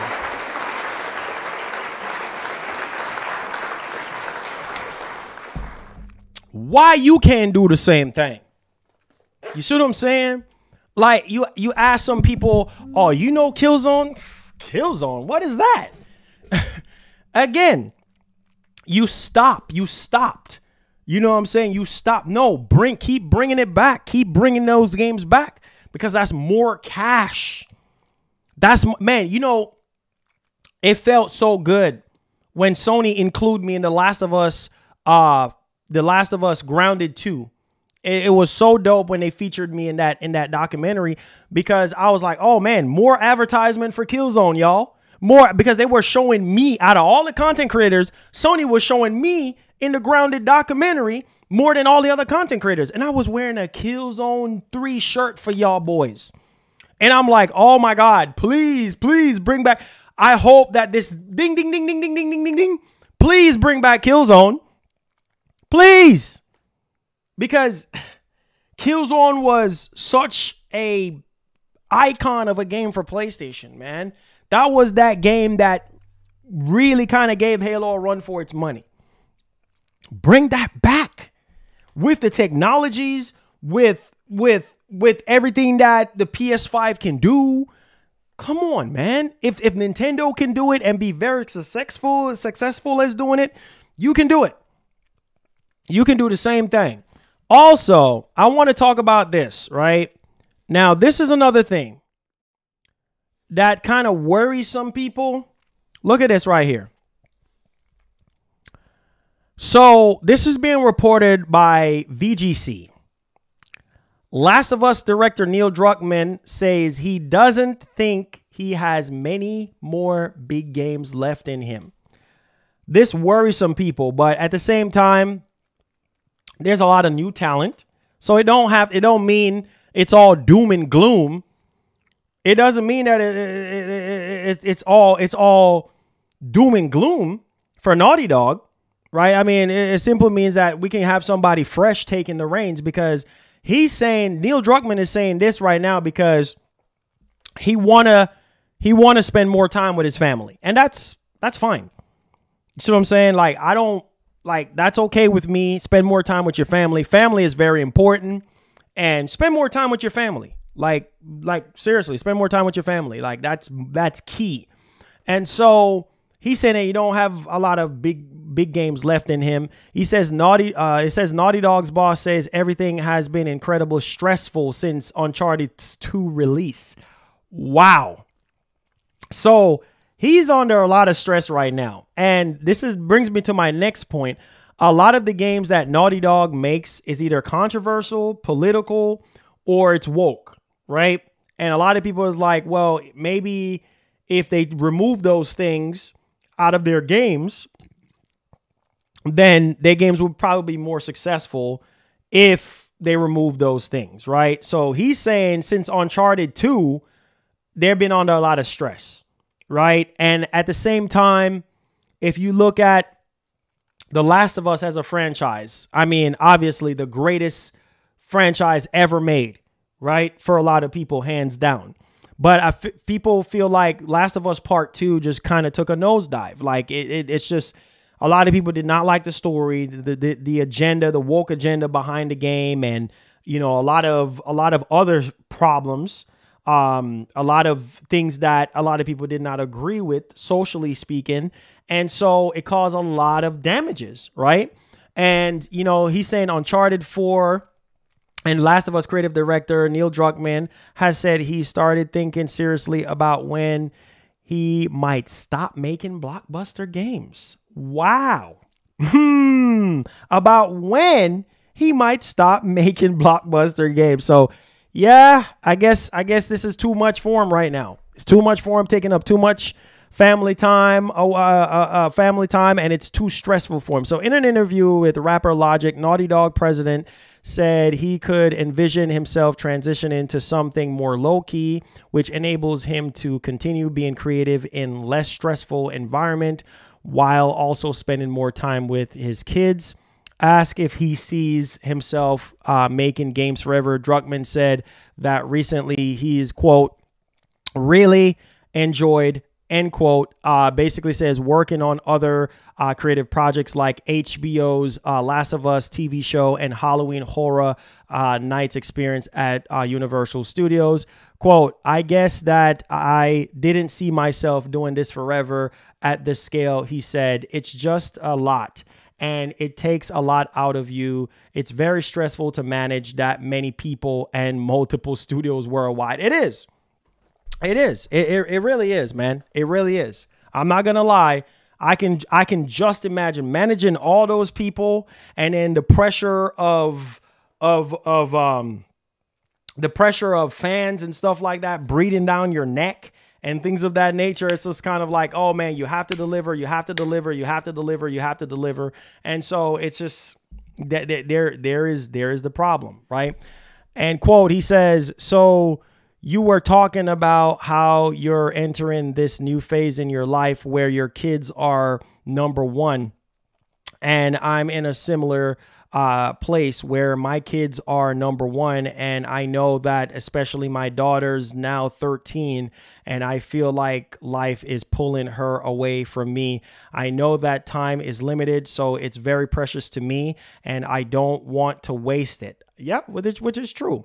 When they do want to spend time with me, and that's number one. And then he said, yeah, so I'm just at a point in my life where it's like you start looking at what's the end game here. When is it time to call it, right? And so this is kind of crazy, man. You know, that he's saying all this stuff right now. And then also down here, he says, so I could see myself transition into something that's like more low key and lower stressed that still allows me to have this creative outlet, Druckmann said. But, you know, I've started thinking about how many more of these games do I have in me, and it's not that many. Interesting. Yeah. I don't know, man. Like, yeah, I think if he's at that point, that breaking point, I think he needs to step back and allow somebody younger, somebody that's more hungry to come in with fresher ideas, and maybe that can really, you know, spark the old flame of Naughty Dog back again. That's what I kind of think right now. You know what I mean? I think you know, that could be a thing for Naughty Dog moving forward, is if he's feeling that stressful, and, you know, everything has been stressful since Uncharted 2 at this point, then, hey, fresh coat of paint, right? Fresh coat of paint. Bring somebody new in there. with new ideas, new thoughts, new opinions, and take it from there. Hey, Jamal, thank you for the $2. Says the budget of PS games screams multiplat, aka Xbox. Thank you so much for that $2. That's the first donation of the show.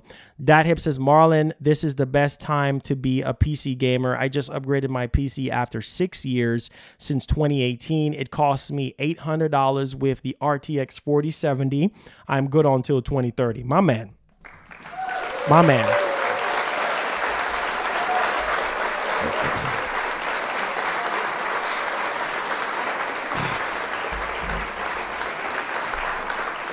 My man. So let me do a poll right now. I'm gonna ask you guys, subscribe to the channel if you're brand new. Hit that post notification bell on all. Do you think I'm going to say, are you happy with the state of PlayStation right now?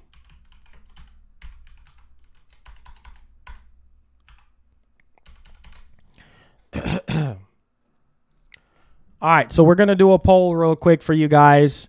Asking you how you guys feel about the state of PlayStation right now, and then we're going to have some more. Make sure you guys hit the like button for me. Subscribe to the channel if you're brand new. Help us out. Help us out if you did enjoy the show today. I know I did.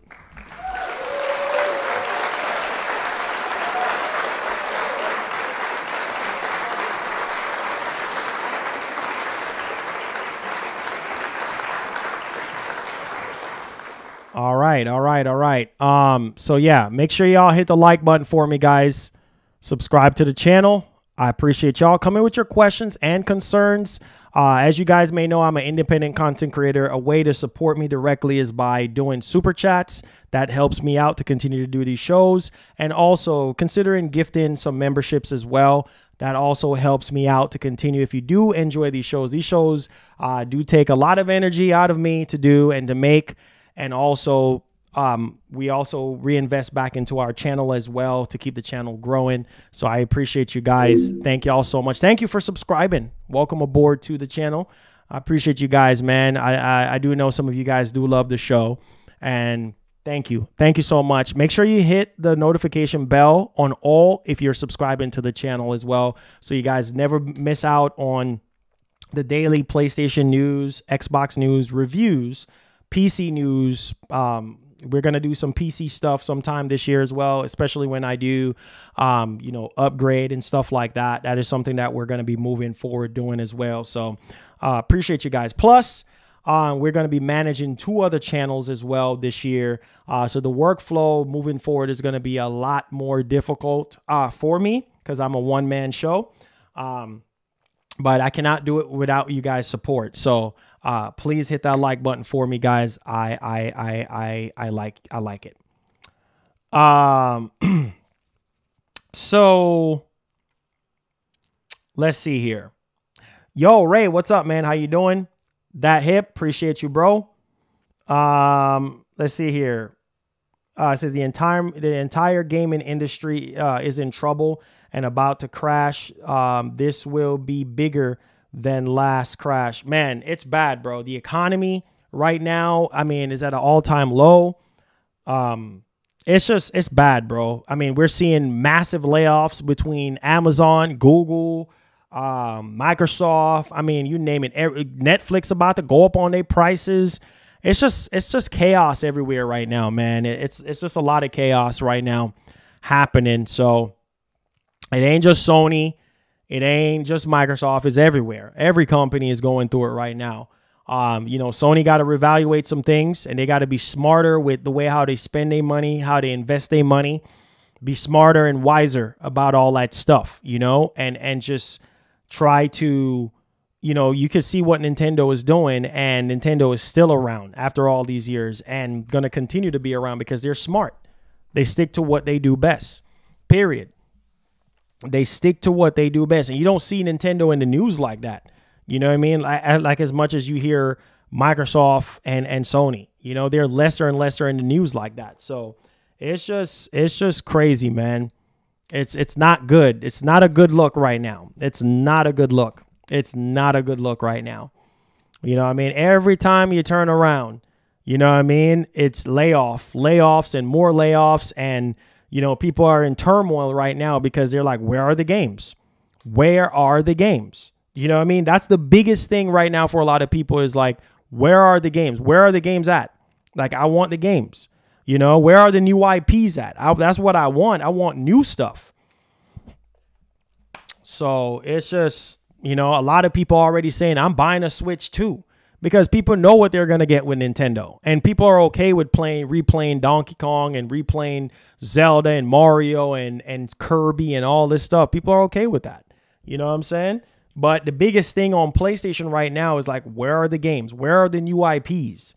Like, we get that, you know, we don't know anything beyond Concord and Wolverine right now. We don't know anything else. You see what I'm saying? We don't know anything else. We know about Death Stranding too, but besides that, we don't know anything else. And people want a clear roadmap on where are these games. And hopefully, Splatoon, Fire Emblem, Kirby, Smash Brothers, you know, all this stuff. Like that's the same thing you get with Xenoblade, Fire Emblem. Yeah, that's what you're going to get with Nintendo. And people are okay with that. People are okay with that. Champ says Naughty Dog sucks now. All PS has is God of War. Spider-Man is played out. That's what I'm saying. Y'all are tired of Spider-Man. What's up, Kendrick? What's up? How you doing? Appreciate you, man. How you doing? You know, people are tired of those games. You know, there's not enough new stuff. That's the problem. That there's not enough new stuff, and that's why a lot of people feel like, you know what I'm saying? Like, where's the new games at? You know, like where's the new games at?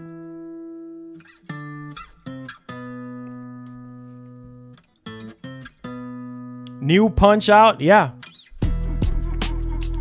Nintendo doesn't do roadmaps. Says, I'm not tired of Spider. Yeah, you have a lot of people right now. I think a lot of Sony existing franchises, a lot of people are burnt out. You know, Last of Us, they're burnt out on Last of Us. They're burnt out on Spider-Man. You know, they're burnt out on Uncharted. Like, a lot of these games they're burnt out on, you know, and they want new IPs. They want new worlds. You know, you can't fault people for that.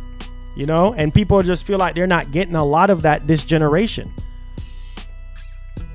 He said, that's why I bought an Xbox. Hey, man. Hey, there you go. Everybody have different reasons on why they do what they do. Why they play the games that they play. Why they support the platform that they support. Period. End of story. Christian says, Sony and Microsoft fans should be a Nintendo fan. Your gaming life will turn around for the better. It's like turning your life to Jesus. Turn your life to Nintendo. Oh, Lord. Oh, Lord. Well, most of these people already have a Switch. Most people have already invested into Nintendo. You know what I mean? Since day one. Most people have all three systems, you know? Or build a PC. You know what I'm saying? Or build a PC. You know what I'm saying? Or build a PC. So it says it could be so easy if they give people what they want. Exactly. But we're not going to always get what we want, man. They're going to do. Listen, these companies are going to do whatever they want to do, bro. They're going to do what's best for them. Not what's best for us. We're last. We're last on the list. You know what I mean? They're going to do what's best for their business. Let me pause the music right quick. Sony, Nintendo, and Microsoft is not our friends. They're not our buddies. You know what I mean? They're not our family members. You know what I'm saying? These are corporations that will do anything that they need to do to stay in business. You see what I'm saying? To increase their profit margins and to make their shareholders happy, to make their investors happy. That's their job. They're not in business. They don't care about your feelings. They don't care about your feelings. They're in business to make money. That's it. Cut and dry. And there's going to be business decision that Sony is going to be making that we're not going to agree on. But as consumers, like y'all say, vote with your wallets. Well, you got to vote with your mouths. Like you got to speak up and say, hey, Sony, this ain't the way. You see what I'm saying? Period. End of story. And so it's just, man, it's just crazy right now. Corvin, hey, he says, hi, Marlon. Love you, man. Hey, much love, bro. Appreciate that. Make sure y'all give the stream a thumbs up if you did enjoy the show today. Considering super chatting if you want to go a step above and beyond to help out our show, and considering doing some gifted subs as well. I appreciate you guys. Thank y'all for the love, man. God bless. Gaming and Reaction says Sony and Microsoft can put out surveys like Capcom and give Capcom their flowers. That is true. But is they going to do that? Probably not. I think Sony should do that with their established IPs like Killzone, and ask people if they want Killzone. Ask people if they want Resistance, ask people if they want Infamous and those type of games, and kind of use it as a measuring stick to bring back some of these established old IPs, you know, but we'll see. He says, I would love a new, see what I'm saying? I would love a new Killzone or SOCOM, but I am betting neither would sell well to today's casual fans, and that's who they need to buy in order for the games to be successful. I mean, I understand that, but we're in an era where multiplayer games is at an all-time high. You see what I'm saying? Like you see how well games like Apex and games like Call of Duty and games like Fortnite are doing right now. You see what I'm saying? And you look at the PlayStation 5, it has nothing. Look at Destruction All-Stars. That was a failure. That was a freaking failure. That was one of their first attempts at live service, and that game failed miserably, right? Like, you have to go back to the drawing board on what made you Sony in the first place. You know, you have to try. Who knows? Maybe if they bring back Killzone, it might do. I think if they make that announcement this year that they're bringing back Killzone, that can easily do 10 million copies. Easily do 10 million copies. I'm not asking you, I'm telling you. Easily do 10 million. Because I feel like there is more than 10 million people out there that are interested in Killzone. I'm just saying. Oh, yeah, they canceled Twisted Metal. Yep. And the game, we actually thought that game was going to come out this year. We actually thought that game was going to come out this year, but they had just green-litted the game. So, yeah, there's that. You know? You said Pony should turn their life to Xbox and Nintendo. They will have less stress. It says live stress-free and have infinite games to play. AA, AAA day one. Hey, man. Oh, yeah, NBA Street is dope for sure. He says, what? He says, I'm waiting out to see what happens in a month and days. Oh, it's probably going to be a little while from now before you can start seeing things turn around. Said Twisted Metal is a bigger franchise than Killzone. For some people it is. I said, just remember, Marlon, PC is always number one. I'm done, bro. Here y'all go with that nonsense.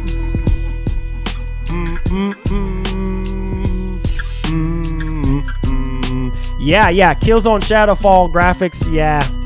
It just did not look good at all. He said, he ain't lying, bro. PC is king. He said, no thanks, Killzone. I mean, what if they make a Killzone from the ground up to take advantage of the PS5? You wouldn't buy it?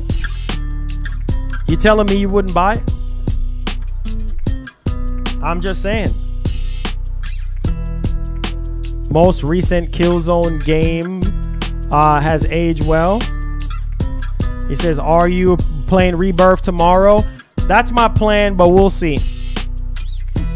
I'm still trying to replay Final Fantasy VII Rebirth right now.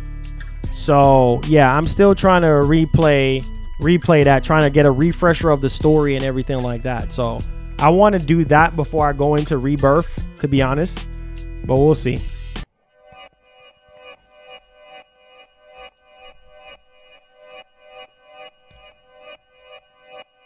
He said if it has great graphics, what, Killzone? Oh, yeah. Oh, for that, that's a selling point for a lot of people.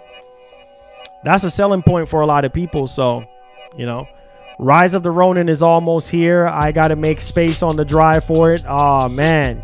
Hey, I feel that. It's going to have co-op as well, too, which is crazy. 4-player co-op. Crazy. Crazy. I can't wait. That's going to be a lot of fun, man. I think that's what it is, man. We need more multiplayer stuff in the form of co-op or in the form of just regular multiplayer. I think that's what PlayStation fans really, really want too. A lot of, besides just the single player stuff, you know? Oh, yeah, yeah. Ghost of Tsushima, not Ghost of Tsushima. Rise of the Ronin looks dope, man. It does.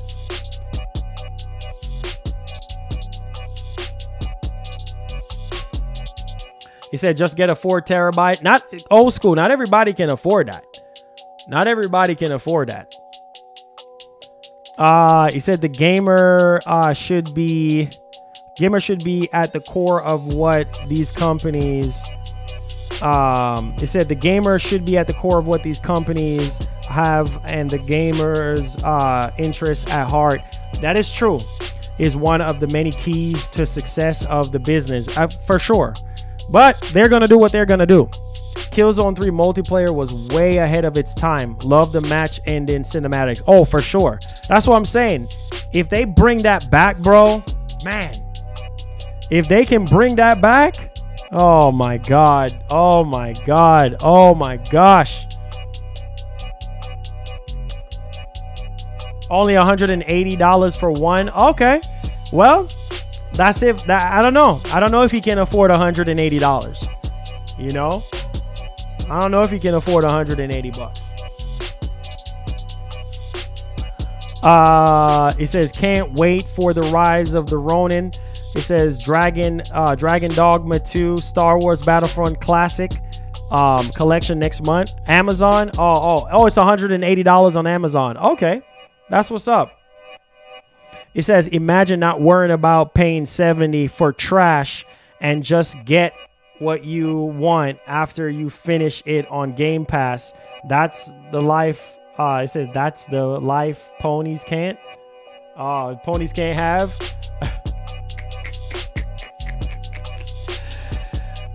Oh yeah. I'm excited about Rebirth. I played the demo. It's good. I'm just trying to refinish Final Fantasy VII Remake right now. Says PC boys, Nintendo, it's just a matter of time. Oh boy, here we go. Here we go again. Here we go again. He said people on PS, make sure check out Grounded when it's released. It's a good game. Okay. Say can't wait for South Park Snow Day. South Park? You can't wait for South Park? Hey, Raby, what's up? How you doing, sir? Big ups to the homie Raby.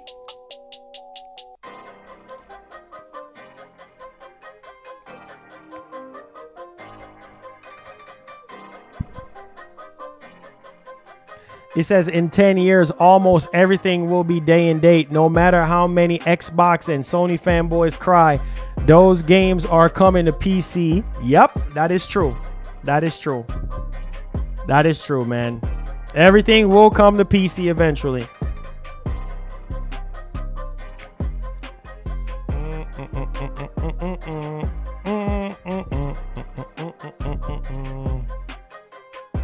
Said PC and Steam Deck OLED. I'm set. Hey, there you go. There you go. There you go, man. There you go. There you go, man. Nintendo is coming to PC. We'll see. We will see, bro. Saw they sue the crap out of that company for pirating Breath of the Wild. He says, I'm low-key looking forward to trying Hi-Fi Rush on PS5. Hey, go ahead. Go ahead, man. Ain't nothing wrong with that. Go ahead. Go ahead.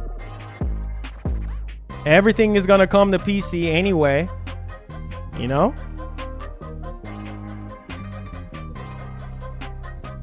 Phantom Blade Zero with PS5 Pro. Oh, man. Oh, man. Oh, man. Oh, man. It says, imagine Switch 2 have 4090. Nah. Switch 2 ain't gonna be that powerful, bro. Sony. Sony. Sony. Sony. Sony, stop tripping. Bring back the games you're missing. Bring back the kills on the SOCOM. Come on, get the scope. You already know. We stop the flow. Stop buying all these freaking waste of time games. Hiroki Katoki. Hiroki Katoki. Hiroki Katoki. Hiroki Katoki. Hiroki Katoki. He ain't playing. He ain't playing.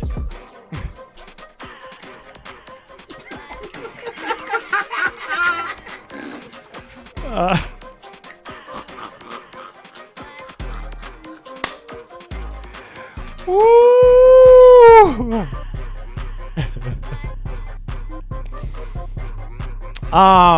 It said the day that Nintendo brings their games officially to PC is day Nintendo fanboys are gonna be. Oh Lord, I can't with y'all, man. He definitely ain't playing, boy. That man ain't playing at all. Said Marlon, Sony won't put their story games on PC day and date because PC players steal games. That doesn't mean anything. Shoot, they're already putting their games on there right now. Doesn't matter, man. Eventually it's gonna probably happen. One day. You know what I mean? Considering what's going on right now, bro, it's just a matter of time. It's just for a matter of time. I might be, Ray. I might be. I would have to see. Let's see here. Louise boy, you ain't going to... Oh, Lord. Here we go. He said tougher mentally. Sony needed someone like him running it. Oh, for sure. Definitely.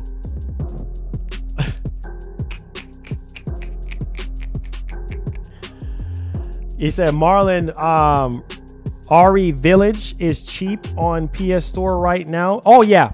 One of the best Resident Evil games. One of the best since RE4 in my eyes. Yeah, it's really, really good. It's definitely better than Resident Evil 7 in my eyes.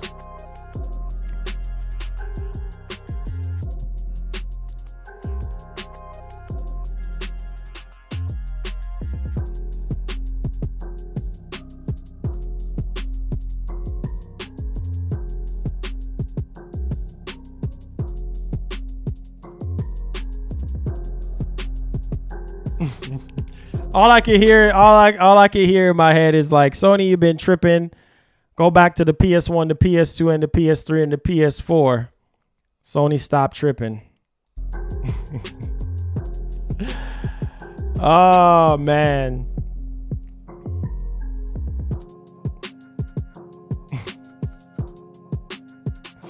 What's up? What's up, Jose? What's up?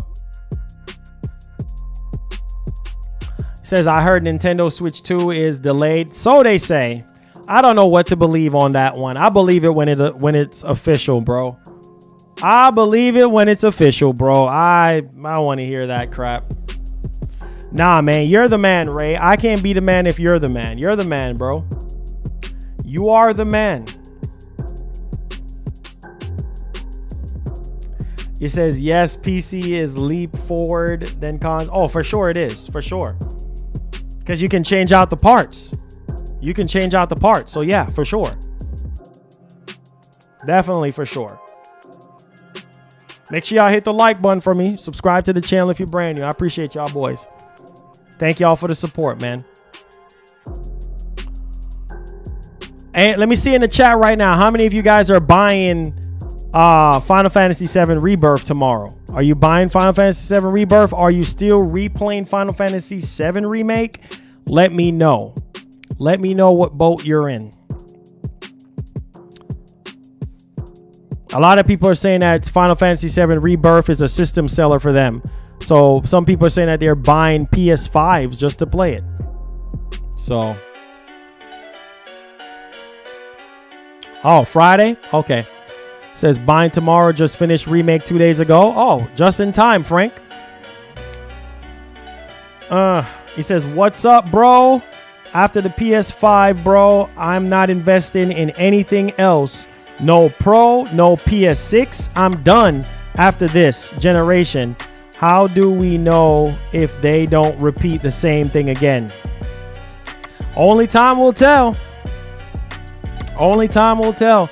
Hunter64 says, I'm copping Rebirth. I'm going to wait. Says, bro, if you look closely, the bots are still here. Just join PC. 9 hours and 8 minutes left. How do you feel, Marlon? Feeling good, bro. Already pre-order it. He says, let's see here. This makes me think Sony's new guy will be canceling Wolverine, Venom, X-Men games now and just give us games like Pentiment. Nah. That's not going to happen, bro. Nah. Those games are still going to come, but they're just going to have to reevaluate some things. You know, that's it. But I don't think those games are going to get canceled. Those are like bread and butter. You know what I mean? I said, Marlon, did you hear that Rebirth is exclusive supposedly till May 29, 20? Yeah. We'll see. Yeah, it's definitely going to come to PC for sure, bro. He says, I agree with that. I'm done too. What? Y'all are done with PlayStation? Oh, wow.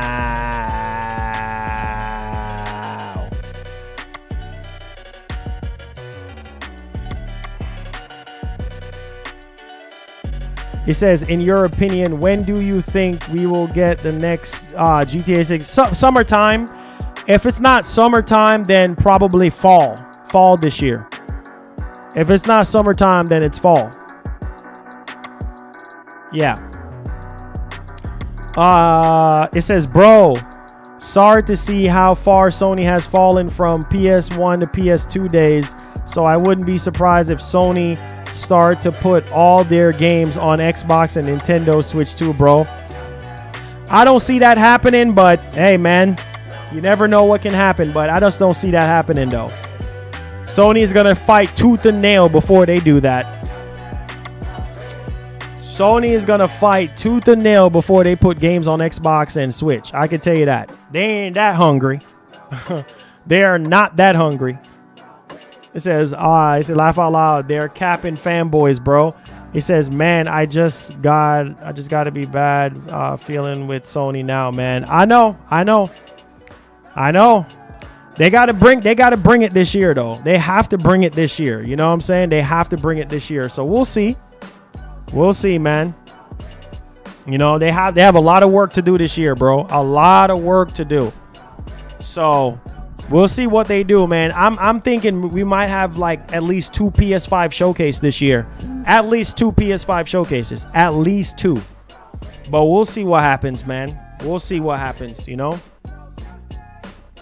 We will see. Right now, man, things are just not looking pretty right now. With inflation, gas prices skyrocketing, cost of living skyrocketing right now. Like, it's not a good look. It's not a good look, my G.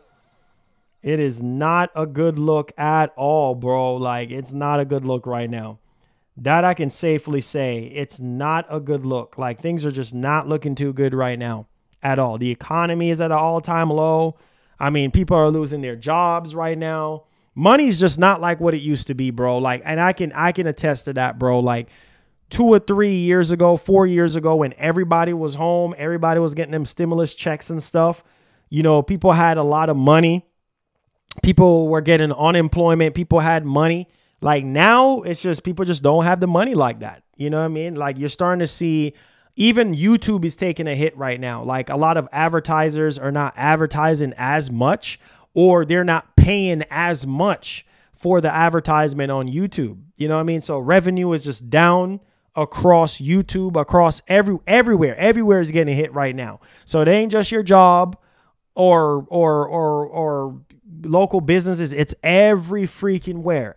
Worldwide is taking a hit right now. Worldwide. You know what I mean? And then now we're seeing it, hitting the industry, hitting the video game industry.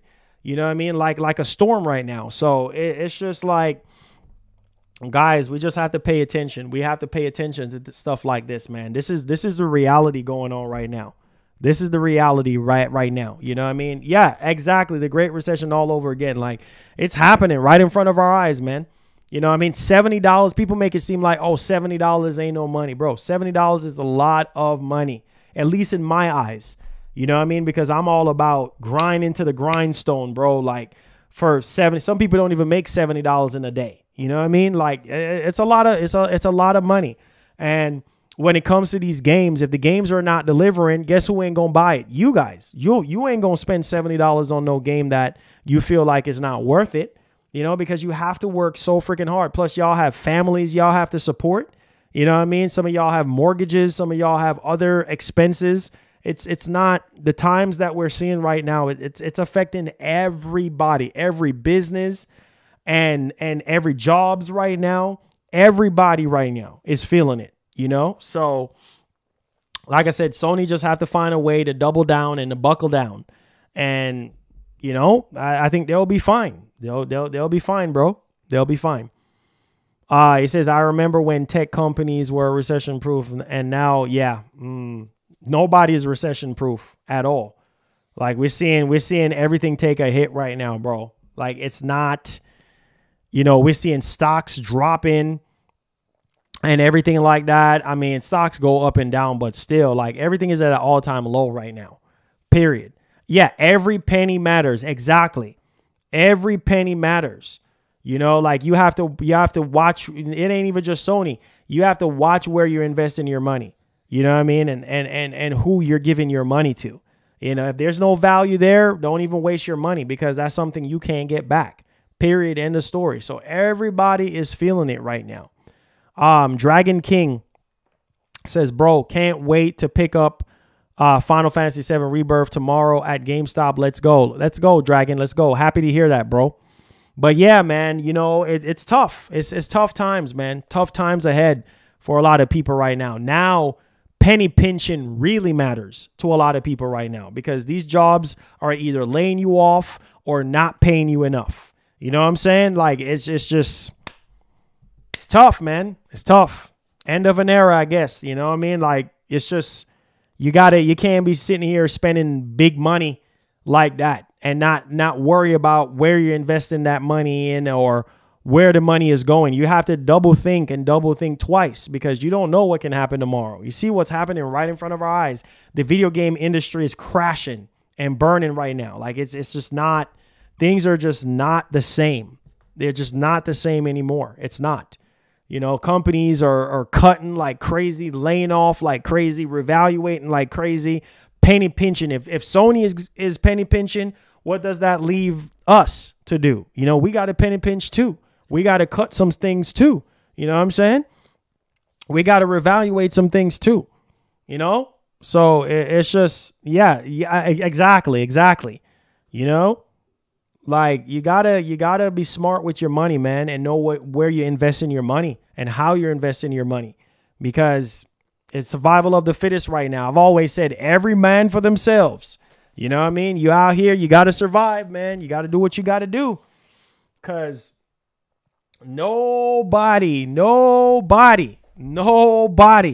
is giving you a darn thing. Period. So, hey, man.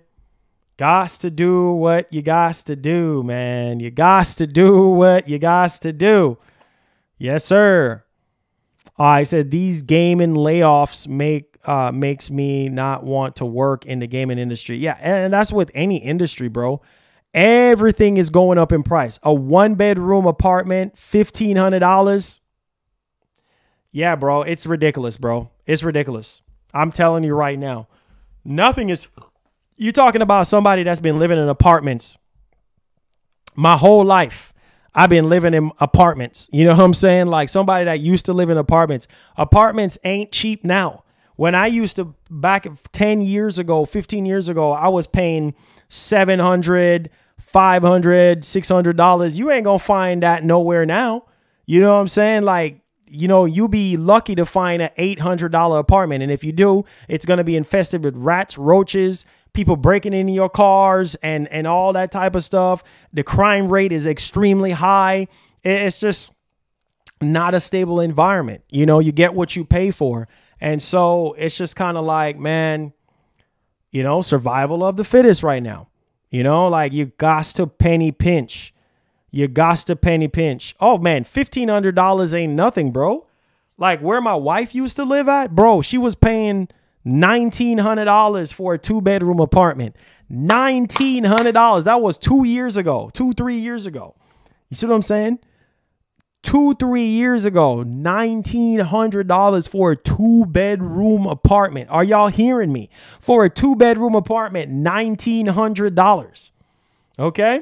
So I'm telling you, it is not cheap. It ain't cheap. Shoot. And that's into a nice apartment. You know what I'm saying? Like, it's, bro, yes, $1,900, bro. $1,900. And you think about, that's just for the rent. Think about food. Think about all your bills, car note, insurance, you know, factor in all those things, man. You're looking at about $3,000-$4,000 in living expenses. That stuff ain't no joke, bro. And then you got to also factor in gas, how far you got to commute to work and things of that nature. This stuff is no joke. Stuff is no joke. That's why I keep telling y'all boys, man, it's only getting uglier, man. It's hard out here. It really is, bro. That's why I told people 4 years ago, start up a business.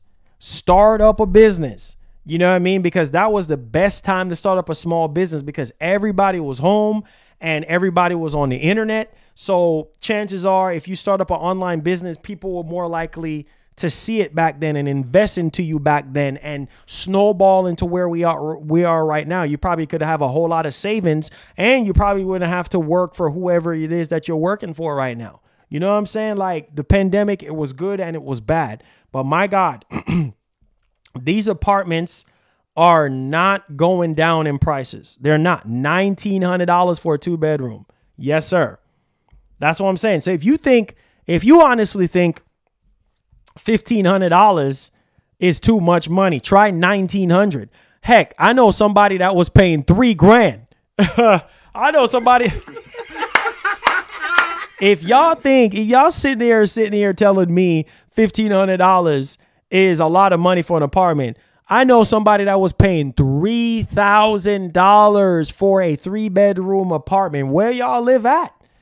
$3,000 in Texas. $3,000. So if y'all think $1,500 or $1,900 is a lot, try $3,000 a month. And they were paying that just to live. I'm like, bro, that's just for rent. That's not even for a mortgage. That's not even a house.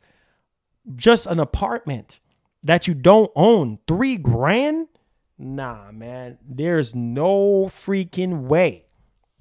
Not doing it.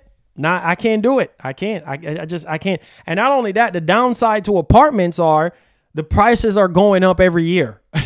Every year, there's a letter on your freaking door. There's a letter on your door saying, hey, we're going up on the rent. Whether it's $100, $200, $50. Man, life ain't easy, bro. Life is not freaking easy. You're talking about somebody who lived the apartment life. I live the apartment life. The highs, the lows of apartments, like nice apartments, bad apartments. What? Man, you crazy. If I'm going to sit there and spend, $3,000 on an apartment and I can afford it, I'm buying a house. I'm buying a house. Period. End of story. I'm buying a house. There's just absolutely no way. There's absolutely no freaking way. I'm spending $3,000 on an apartment. I'm buying a house. If I'm making that much bread, that means I'm probably making $5,000. That means I'm making at least $5,000 or $6,000 a month to afford a 3-bedroom, $3,000 apartment. It's crazy, man. And then gas prices are at an all-time high. You crazy out your mind, bro. It's rough out here, man. It's rough out here. You know what I mean? And gaming is a very expensive hobby. It really is. Owning a PS5 ain't cheap. Owning an Xbox ain't cheap. Owning a Nintendo Switch, it ain't cheap. Gaming is very expensive. You know what I'm saying? So it's, man, he says you still can't afford that making the, exactly. That's what I'm saying. Making $5,000-$6,000 a month is not enough, right? Because you got to factor in wife, kids, food, car note, insurance. Oh my God. Child support if you have any, student loans. Everybody have different debt. Like, I don't know, man. It's sad, bro. It's tough. It's tough. I remember at one point I was doing 3 jobs just to survive, bro. No cap. 3. And I had another job. I was doing 4 jobs at one point. 4. As soon as I got off one, I got to go on the other one.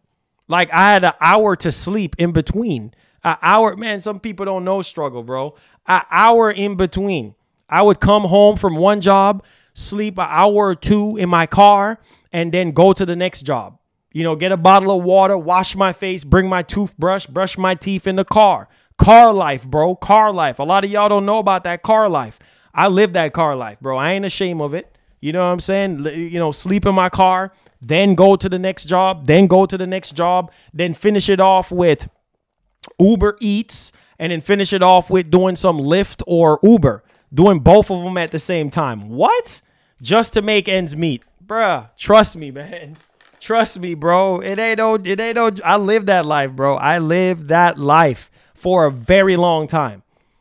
Man, it ain't unicorns and rainbows and Skittles around here, bro. Man, trust me, man. It's tough. It's tough. So, you know, we're seeing an all-time low right now with the industry right now, man. It's no joke. It's tough. The economy is bad. Very bad right now. Very, very, very bad.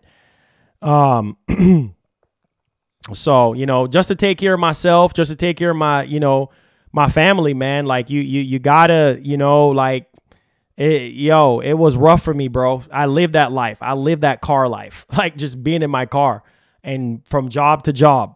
You know what I'm saying? Like you got to, man. You gotta get your grind on. Let's see here. It says, that's why you balling now.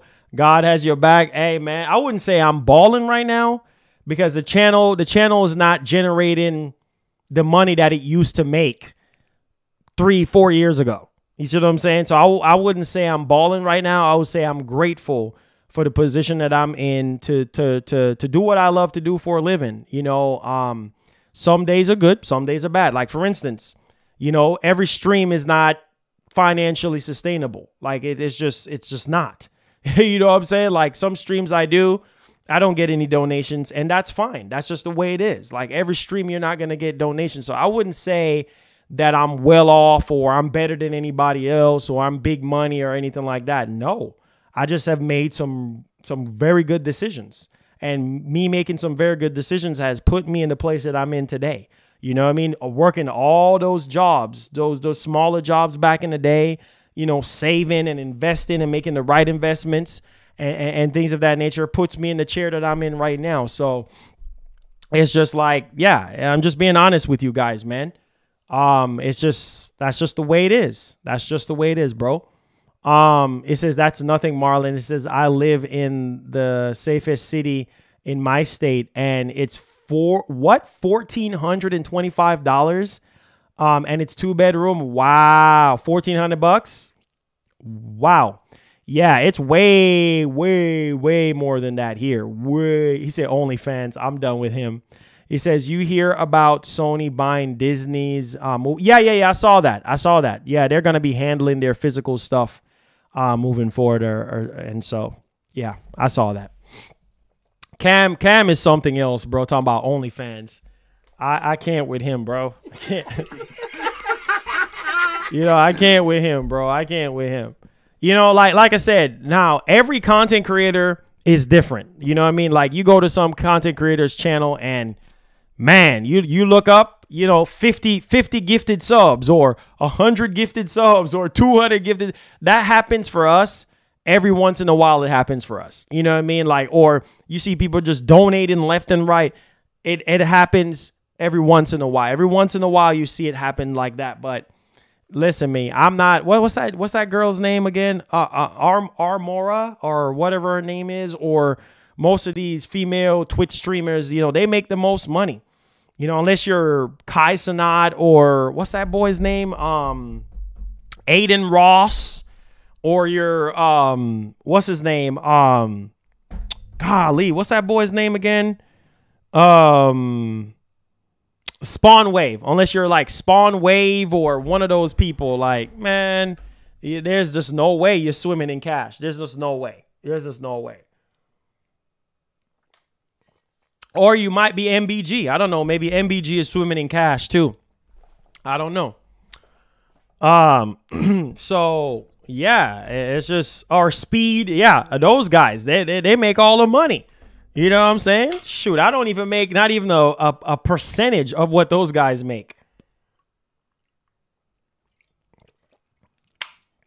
Or Dashy Games. Yeah, Dashy Games. And those type of guys. You know what I mean? Those are the ones that are swimming in cash. And Gaming and Reactions. Those are the ones that are swimming in cash, you know? Those people got cash on hand. They like Nintendo. You know what I'm saying? They got cash on hand to spend. You know, Gaming and Reaction, or Mr. Beast, exactly. Gaming and Reaction is a big businessman. He's an investor. You know, he got that investor money. Like, I don't have that type of money to invest in anything. This man is top dog, you know? Yeah, for sure. That man got that GTA 6 money. Yo, country boy, what's up, man? He says, what's up, bro? Missed the show. Was at the doctor for my epilepsy. He says, have to watch the replay. Oh, no problem, man. No problem. Yeah, sorry to hear that, man. I hope you're doing well. I wish you all the best, man, and I'll be praying for you, keeping you in my prayer and stuff. Glad you're here. I didn't do any timestamp today. I just kind of let it fly. And so, yeah, you can rewatch it up to wherever you want to stop at and things of that nature. Or if anybody wants to be nice enough to do timestamps, that would be nice. But, yeah, appreciate you, man. Happy to see you. Make sure you guys hit the like button. Subscribe to the channel if you're brand new. I appreciate y'all. Made smart decisions, but I'm broke. You're not broke, bro. Stop it. Stop. You know what I've learned? Rich people always say they broke. Rich people always say they don't have it like that. Nah, stop. You are good. You are better than the majority that's in the stream right now. This man is like Nintendo. This man got assets and cash on hand. This man, Gaming and Reactions, is loaded like a baked potato. This man got money, crazy money.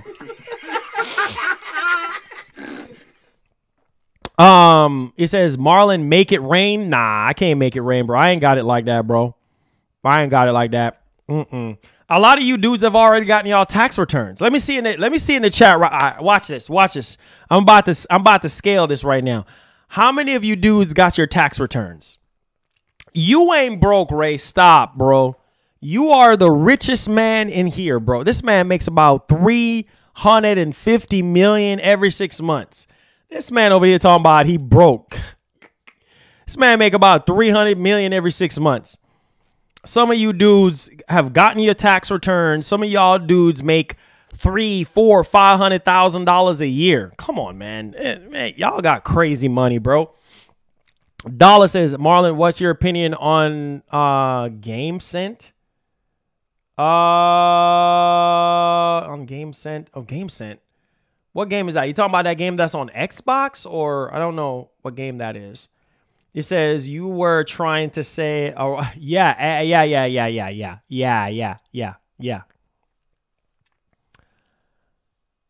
Amorath, or whatever, however you pronounce it.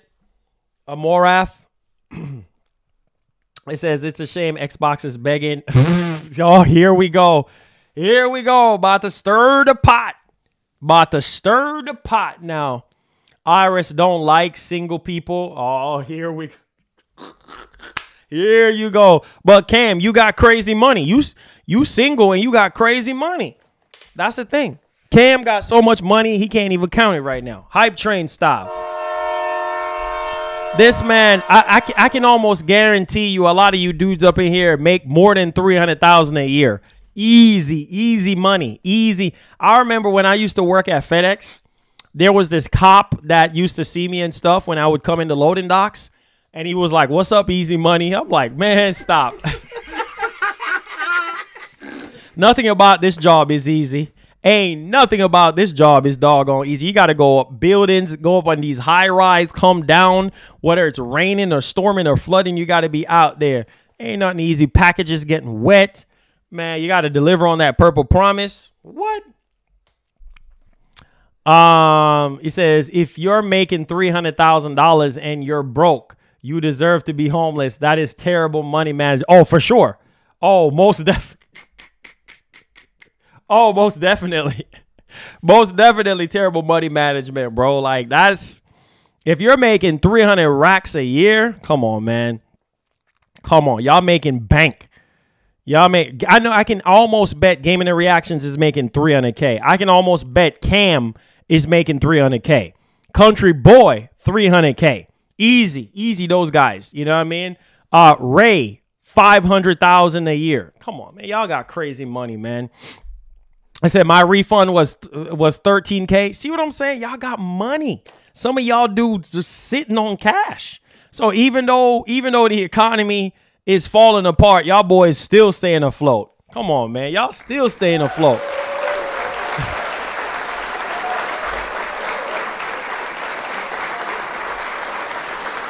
Come on, man. I wish. Come on, man. Y'all making crazy money. Y'all making, see, some of y'all got a refund for 13 grand. Y'all got money. Man, I wish my refund was $13,000. Boy, I'd be nice right now. You know what I'm saying? I'd be nice. Come on, man. He says, I'll be eating ramen and ice water cereal. Nah. You be eating steak and lobsters for dinner. T-bone steak. I said, Tavo, nah, you're not broke, Tavo. You're not broke. You're rich. A lot of you dudes are rich, man. A lot of you dudes got money. It said, Marlon, it says, you got all that money behind you. Nah, bro. What kind of money? What money do you see? Empty boxes? Empty boxes? Oh, God. Come on, man.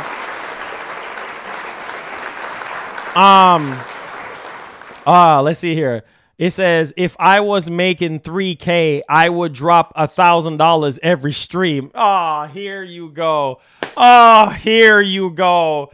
Oh, here. But that's but that's the thing, though. That's the thing. You are making that money. You are making that. That doesn't mean anything. You know what I'm saying? That doesn't mean anything. You know? Come on, man. I wish I was like some of y'all boys, man. Y'all eating real good. Y'all went from eating ramen noodles to eating T-bone steak, ribeye, salmon. Y'all boys eating real good. You know what I mean? Lobster tail. You know what I'm saying? Y'all eating real good. Y'all have private chefs. You know what I'm saying? Yeah, some of y'all boys are eating real good. He said, nah, you rich, Marlon. I'm broke. Nah, bro. I want to be rich, bro. But I'm not on the level like some of y'all boys, man. Like, okay, all right. So let me just say it right now. Y'all call this rich? Okay, all right. See, what did I make this stream so far? I only made $2. For 2 hours and 32 minutes, I've only made $2. There was only one person that donated $2. So how am I rich? How am I rich? Off of $2? And get this. Okay, get this. YouTube takes 30% of that $2. So how you call that rich? That's not rich, bro. What the heck? I only made $2. There was only one person that donated. One person that donated $2. How is that rich? That's not rich, bro. It's not rich. You know what I'm saying? That's not rich. I only made $2 today. That is it. Y'all saw the one little $2 donation. So how's that rich? I'm not rich, bro. I want to be one day. I hope to be one day. I pray to be one day, but Hey man, making $2 a stream ain't money. You know what I mean?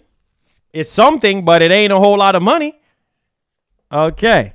Some of y'all make way more than $2. Some of y'all make way more. He said 3K is Spencer. Nah, Spencer make about 10 million. Spencer make about 10 million a year. He said, nah, you doing some right because you do this every day. Oh, here you go. Hey, hold on. Let me say this. I'm gonna be honest with y'all. If it wasn't for you guys watching the videos, if it wasn't for you guys coming to the streams, I probably wouldn't be able to do this full time. I'm just being serious with you guys. Like, people are not donating every stream. They're not. So again, you know, whenever you guys do donate, it does help, you know, because it helps me pay for the internet. It helps me pay for the lights. It helps me pay for the office space that we have. You know, there's other things that we need to pay for to keep the channel going. And so, again, because you guys watch the videos, because you guys come to the streams, like, that helps. It does help. You know, you hitting the like button, you subscribing, those things help. You know what I mean? Help get the stream out there more. And, you know, like I said, man, you know, it's the truth. It's the truth. So I'm not lying to you guys. I mean, you see for yourself. Who donated that $2? Y'all think I'm lying? Oh, Marlon is just making up lies. Okay, Jamal, the only super chat, $2, and he said the budget of PS games screams multiplat. That was it. That was it, the entire stream. So I'm not lying to you guys. I'm not. Why? There's no need to lie. But the rest of y'all boys are swimming in cash, though. It says, don't you make money off ads on the stream? Yeah, making money off that off ads in the stream does not equate to a whole lot of money. Because like I said, advertisers are not investing a whole lot right now. Like, there's certain months where the ad revenue is higher than some. I said, Marlon knows he's a billionaire. You know what? I receive it in the name of Jesus. I receive it. I receive it. I receive it. I speak it over my life. Speak it over my life. Pray for me that I become a billionaire. Pray for me that I become a millionaire. Speak it over me. Speak it over me, guys. Speak it over. I need it. See, that's the biggest donation of the show today. $5. There it is. Country Boy. That puts Country Boy at the top. He is the top stream donator for today. That's the biggest donation that we have gotten today. The biggest. And so what I'm going to start doing is I'm going to start putting top. Oh, hold on. Top stream donator. All right, top stream donator. All right, so we're gonna do this, and I believe right now we have. Let me see. Hold on. Let me see. Text. So our top stream donator right now is Country Boy. Country Boy. Country Boy. And so every single time we're gonna change that and stuff like that. Okay, so Country Boy is the top one right now. Country Boy. All right, Country Boy is our top stream donator. Country Boy right there. So there we go. We got, thank you so much. Says, bro, I got $5. Hey, appreciate that blessing. Appreciate y'all. Definitely does help us out. Ninja with the 5 says, now you rich, Marlon. He says, get that custom PC you always wanted. He said, but seriously, life is a struggle. Keep fighting. Oh, most definitely is, man. I appreciate y'all boys, man. Thank y'all for the 5. I appreciate that. It says you make this look easy, Marlon. Nah, bro. People don't realize, man, I struggle to get where I'm at right now. People don't understand. I've been doing this for years. I'm in my 30s right now, bro. I've been doing this since I was like 19, 20 years old, man. You know what I mean? That's a long time. That's like, what, 17 years I've been doing this? And 10 years out of that 17 years was on this channel. And the other 7 years was on other YouTube channels and including my website as well. So I've been doing social media for like 17, 18 years. And I haven't really started seeing any type of success until like 2020. You know what I mean? And that's a long time after, in order to see anything. And so I'm just saying, man, it's just tough. It's tough. It's tough, man. It's tough, but when you're passionate about something, man, like I said, the money will come. Some days are wonderful and some days are not wonderful, but it will come. It will come. Yo, Gaming and Reaction says, I respect what you're doing, man, because when you hit that threshold, you have to pay them taxes. Exactly. Ain't no joke. Ain't no freaking joke. You know what I'm saying? Like, you have to. Them taxes, boy, them taxes is a beast. Yeah, you got to pay them taxes, boy. I'm telling you that one. It says, I was here when you blew up. Yeah, exactly. 2020 PS5. Exactly. You were there when I was putting in the work. You was there when I was putting in the work, my brother. Top stream donator.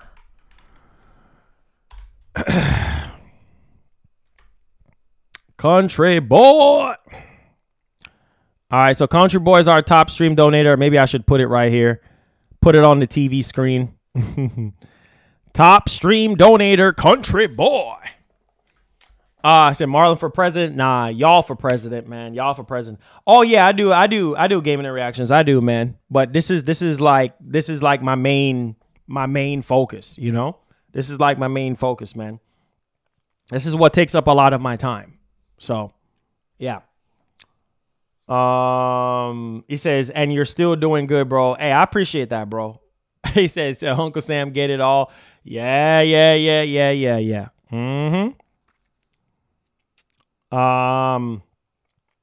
says, IRS can find the $1,500 you and I have owed them, but can't find them billions of dollars. Congress out here losing.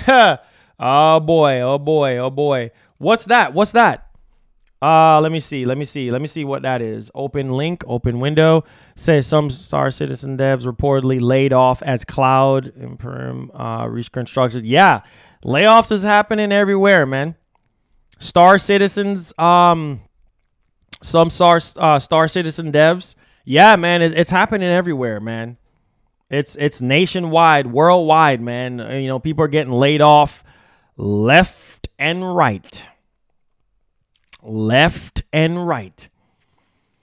He says you had some fried chicken, steak, salmon, mac and cheese, pie, collard greens, and some gumbo. Oh, man, you're making me hungry right now. You're making me hungry right now. Yes, sir. Is ours really? Hey, man, they got it. Uncle Sam got to get his, bro. Anyone get that free BMW the other day? BMW, that's you, Cam. You big money. That's you. King Mo says, I just whipped up a few plantains and spicy cheese stir fry. I got you a big plate. Oh, man. Hook it up, man. Hook it up, man. Hook it up, bro. I needs that right now. I needs that in my life right now. I need that. I need it. He said that hit making me want to drive to that Jamaican spot. I know, right? Man, that Jamaican food is fire, man. That oxtail, that curry goat, curry chicken, that rice and peas, that fried plantain, that cabbage. Oh, my Lord. What? Let's get it popping, man. Let's go. He said probably Stellar, the combat look fire. Oh yeah, Stellar Blade looks good. Stellar Blade looks good, man. Devastator says I hate when people keep saying I'm rich. I'll just shake my head. Hey, I know, man. I know. Devastator got that big money. It says, I guess that means that Summer Game Fest 2024 might be canceled. Oh!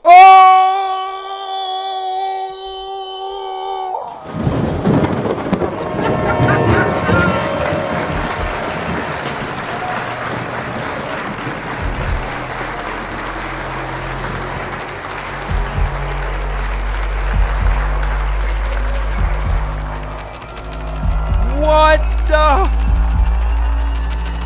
No!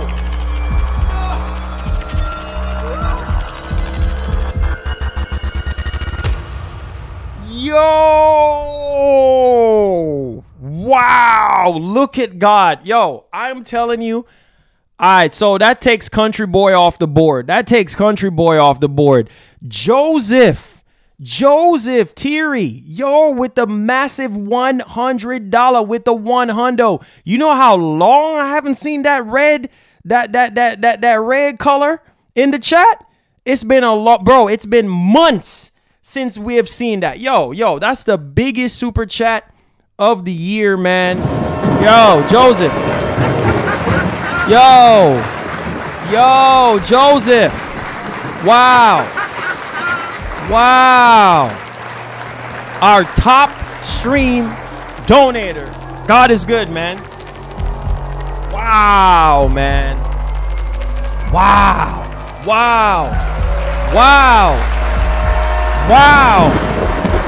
Look at God, man. God is good, man. Wow. God bless Joseph, man. God bless you and your family. God bless your store basket, man. He says, dinner is on me today. Oh, my God. Thank you so much, man. I appreciate you, man. Thank you so much for coming through. I almost had a heart attack. I was not expecting that at all, man. Thank you so much. God is good, man. That's why I said, somebody said in the chat, man, said, God got your back. And that is so true, bro. Like, that is so true. That's why I said, God knows that this takes up majority of my time. It takes time away from my family. I have other things that I do as well, but this takes up majority of this is like my life. You know what I'm saying? Because it takes up majority of my time. And God always sends somebody. He always does. I was not expecting that, bro. In such a time like this, bro, where things are slow. I mean, the economy is bad, bro. Man. That almost made me cry. Joseph, man, thank you so much, bro. Thank you so much. That is so freaking generous, man. Joe, God bless, bro. Wow. Your name is going to be stuck up here, my G, for a while. Your name is going to be stuck up there for a while, my G. Right on top of this TV. Right on top of this TV screen. Your name's going to be stuck up there for a while, my man. God bless you, bro. Joseph, God bless. That's massive, man. Big ups to Joseph, man. Thank you, bro. Thank you. He said oxtail. Ah, man. Joseph, love you, bro, and bless your family, man. Kendrick says, great work today, Marlon. Thank you so much, Kendrick. I appreciate y'all boys, man. Oxtail for dinner, baby. He says, Jamaican beef patty, let's go. Oh, yeah, Jamaican beef patty with that bread, bro. Yes, sir. Yes, sir. Yes, sir. That oxtail, bruh. That oxtail, that rice and peas. Yes, sir. That's why I said, man, when you put God first, man, everything will come last, bro. You can't lose off of God, man. When I say this is where God wanted me to be, bro, and we're the next thing, bro, I'm going to say this. I'm going to manifest it because I'm a firm believer, and I'm telling you guys this, okay? We're going to get to that 100,000 subscriber. We're going to get, it might take us a little time. I pray that we hit it this year. But I'm telling you, man, I'm not going to stop. You see how we were in full grind mode 4 years ago covering PS5 content?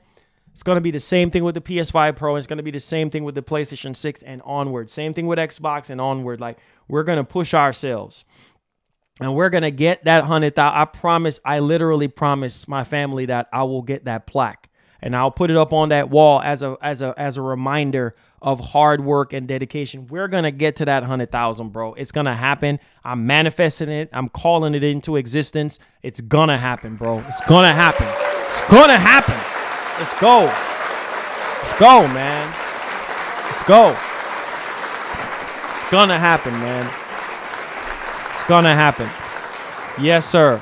Yes, sir. Yes, sir. Yes, sir. I'm just gonna stay focused, stay humble, and just keep grinding, man. That 100,000, yeah, that's my goal, man. We gotta get, as an OG, as somebody that been doing this since I was in my teens, bro. Like, we gotta get that plaque. That plaque, I get that plaque, that play button, bro. That's gonna mean the world to me.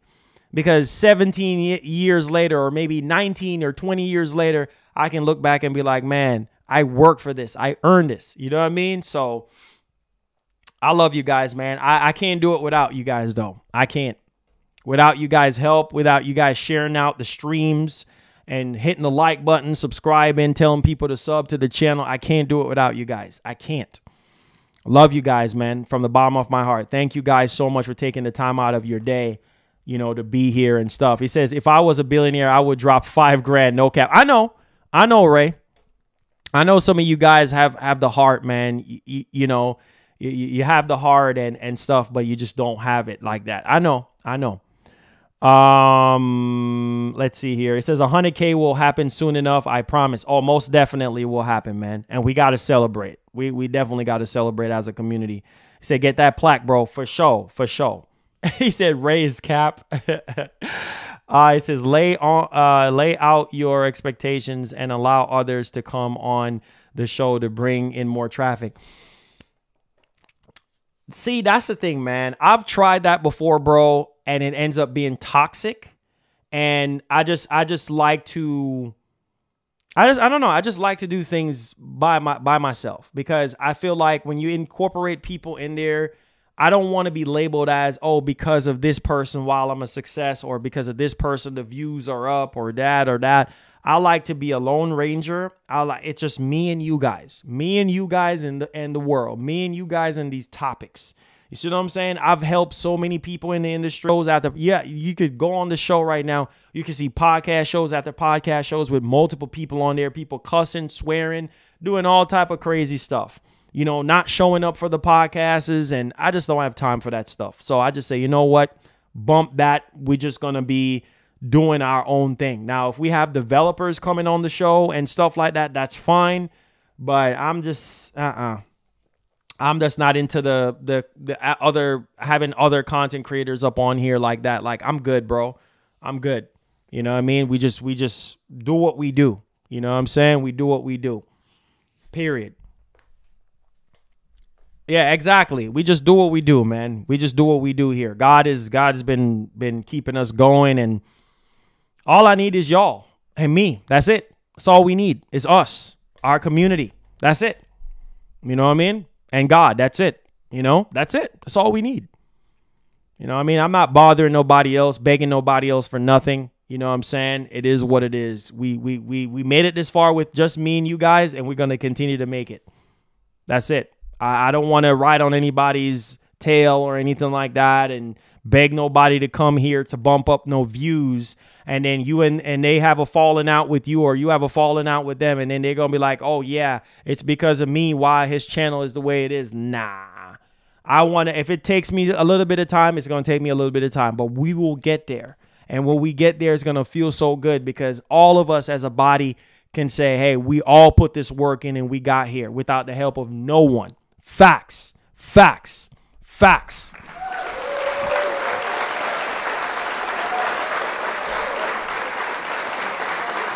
Yeah. Even if I say something you don't like, exactly. You know what I'm saying? Exactly, man. You know, that's just the way it is. It says you can't do everything on your own, though. It says that's the fact. To make the next step, you have to sacrifice and put pride to the. It's not a matter of pride. It's just because I know how people are. I know how people are. Not everybody have bad intentions, but I know how some people can be. You know what I'm saying? And so I just don't want to. I'm good, man. Now, if in the future, if things change, fine. If things changes in the future, fine. I'm not saying that it's not out of the realm of possibility of happening. Anything can happen at any time, but as of right now, bro, we just gonna keep on doing what we doing. You know what I mean? That's it. Rich says, I am broke, baby. Nah, man. We gonna speak better finances, man, over you, bro. We gonna speak better finances over you. And we going to pray that, you know, God make a way out of no way for you, my man. So no worries there. You know, everything will be all right. It says that's just a part of the world. It says, I heard Dion Cole say he has to keep someone close to him he doesn't like because they make each other grow. That is true. That is true. That is true. You know, and I have my wife that helps me to grow. You know what I mean? And she backs me up and, you know, tells me, hey, you know, try this, do that, you know, or whatever, help support me in that way. And so, you know, yeah, man. So everything is going to be all right, man. I'm excited about the future of PlayStation. I'm excited about the future of Xbox, and we're just going to keep doing what we do and grow our community. You know, I'm not worrying about other people and what other people are doing. Hey, man, it's all good. It's all good. Rich, thank you so much for the $5. God bless, man. Says Ray. It says, I got 5 on it, big money. Yo, shout outs to Rich, man. Thank you so much, bro. Yes, sir. Yes, sir.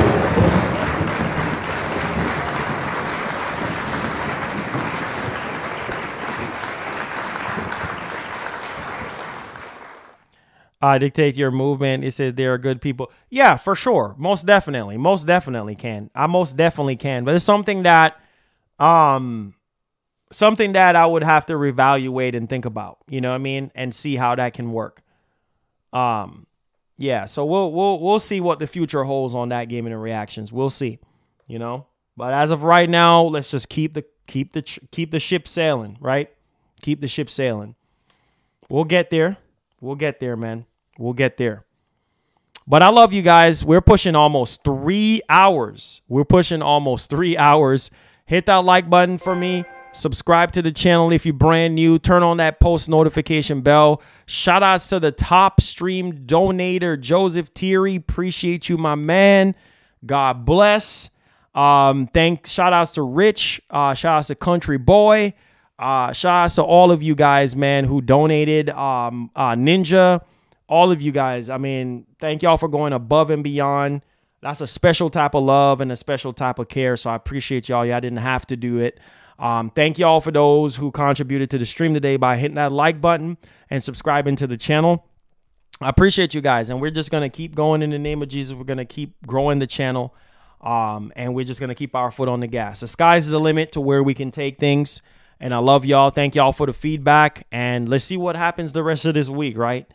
So like the great Edico would say, like I promise I will keep his name alive. Please have yourself a great one. I love y'all. Godspeed. God bless y'all. Be safe out there in these streets. Be safe out there in this world, man, because it ain't no joke out here. All right? So I love y'all. Be blessed. Be easy. Keep y'all head up, and I hope that this stream helps some of you guys today. All right?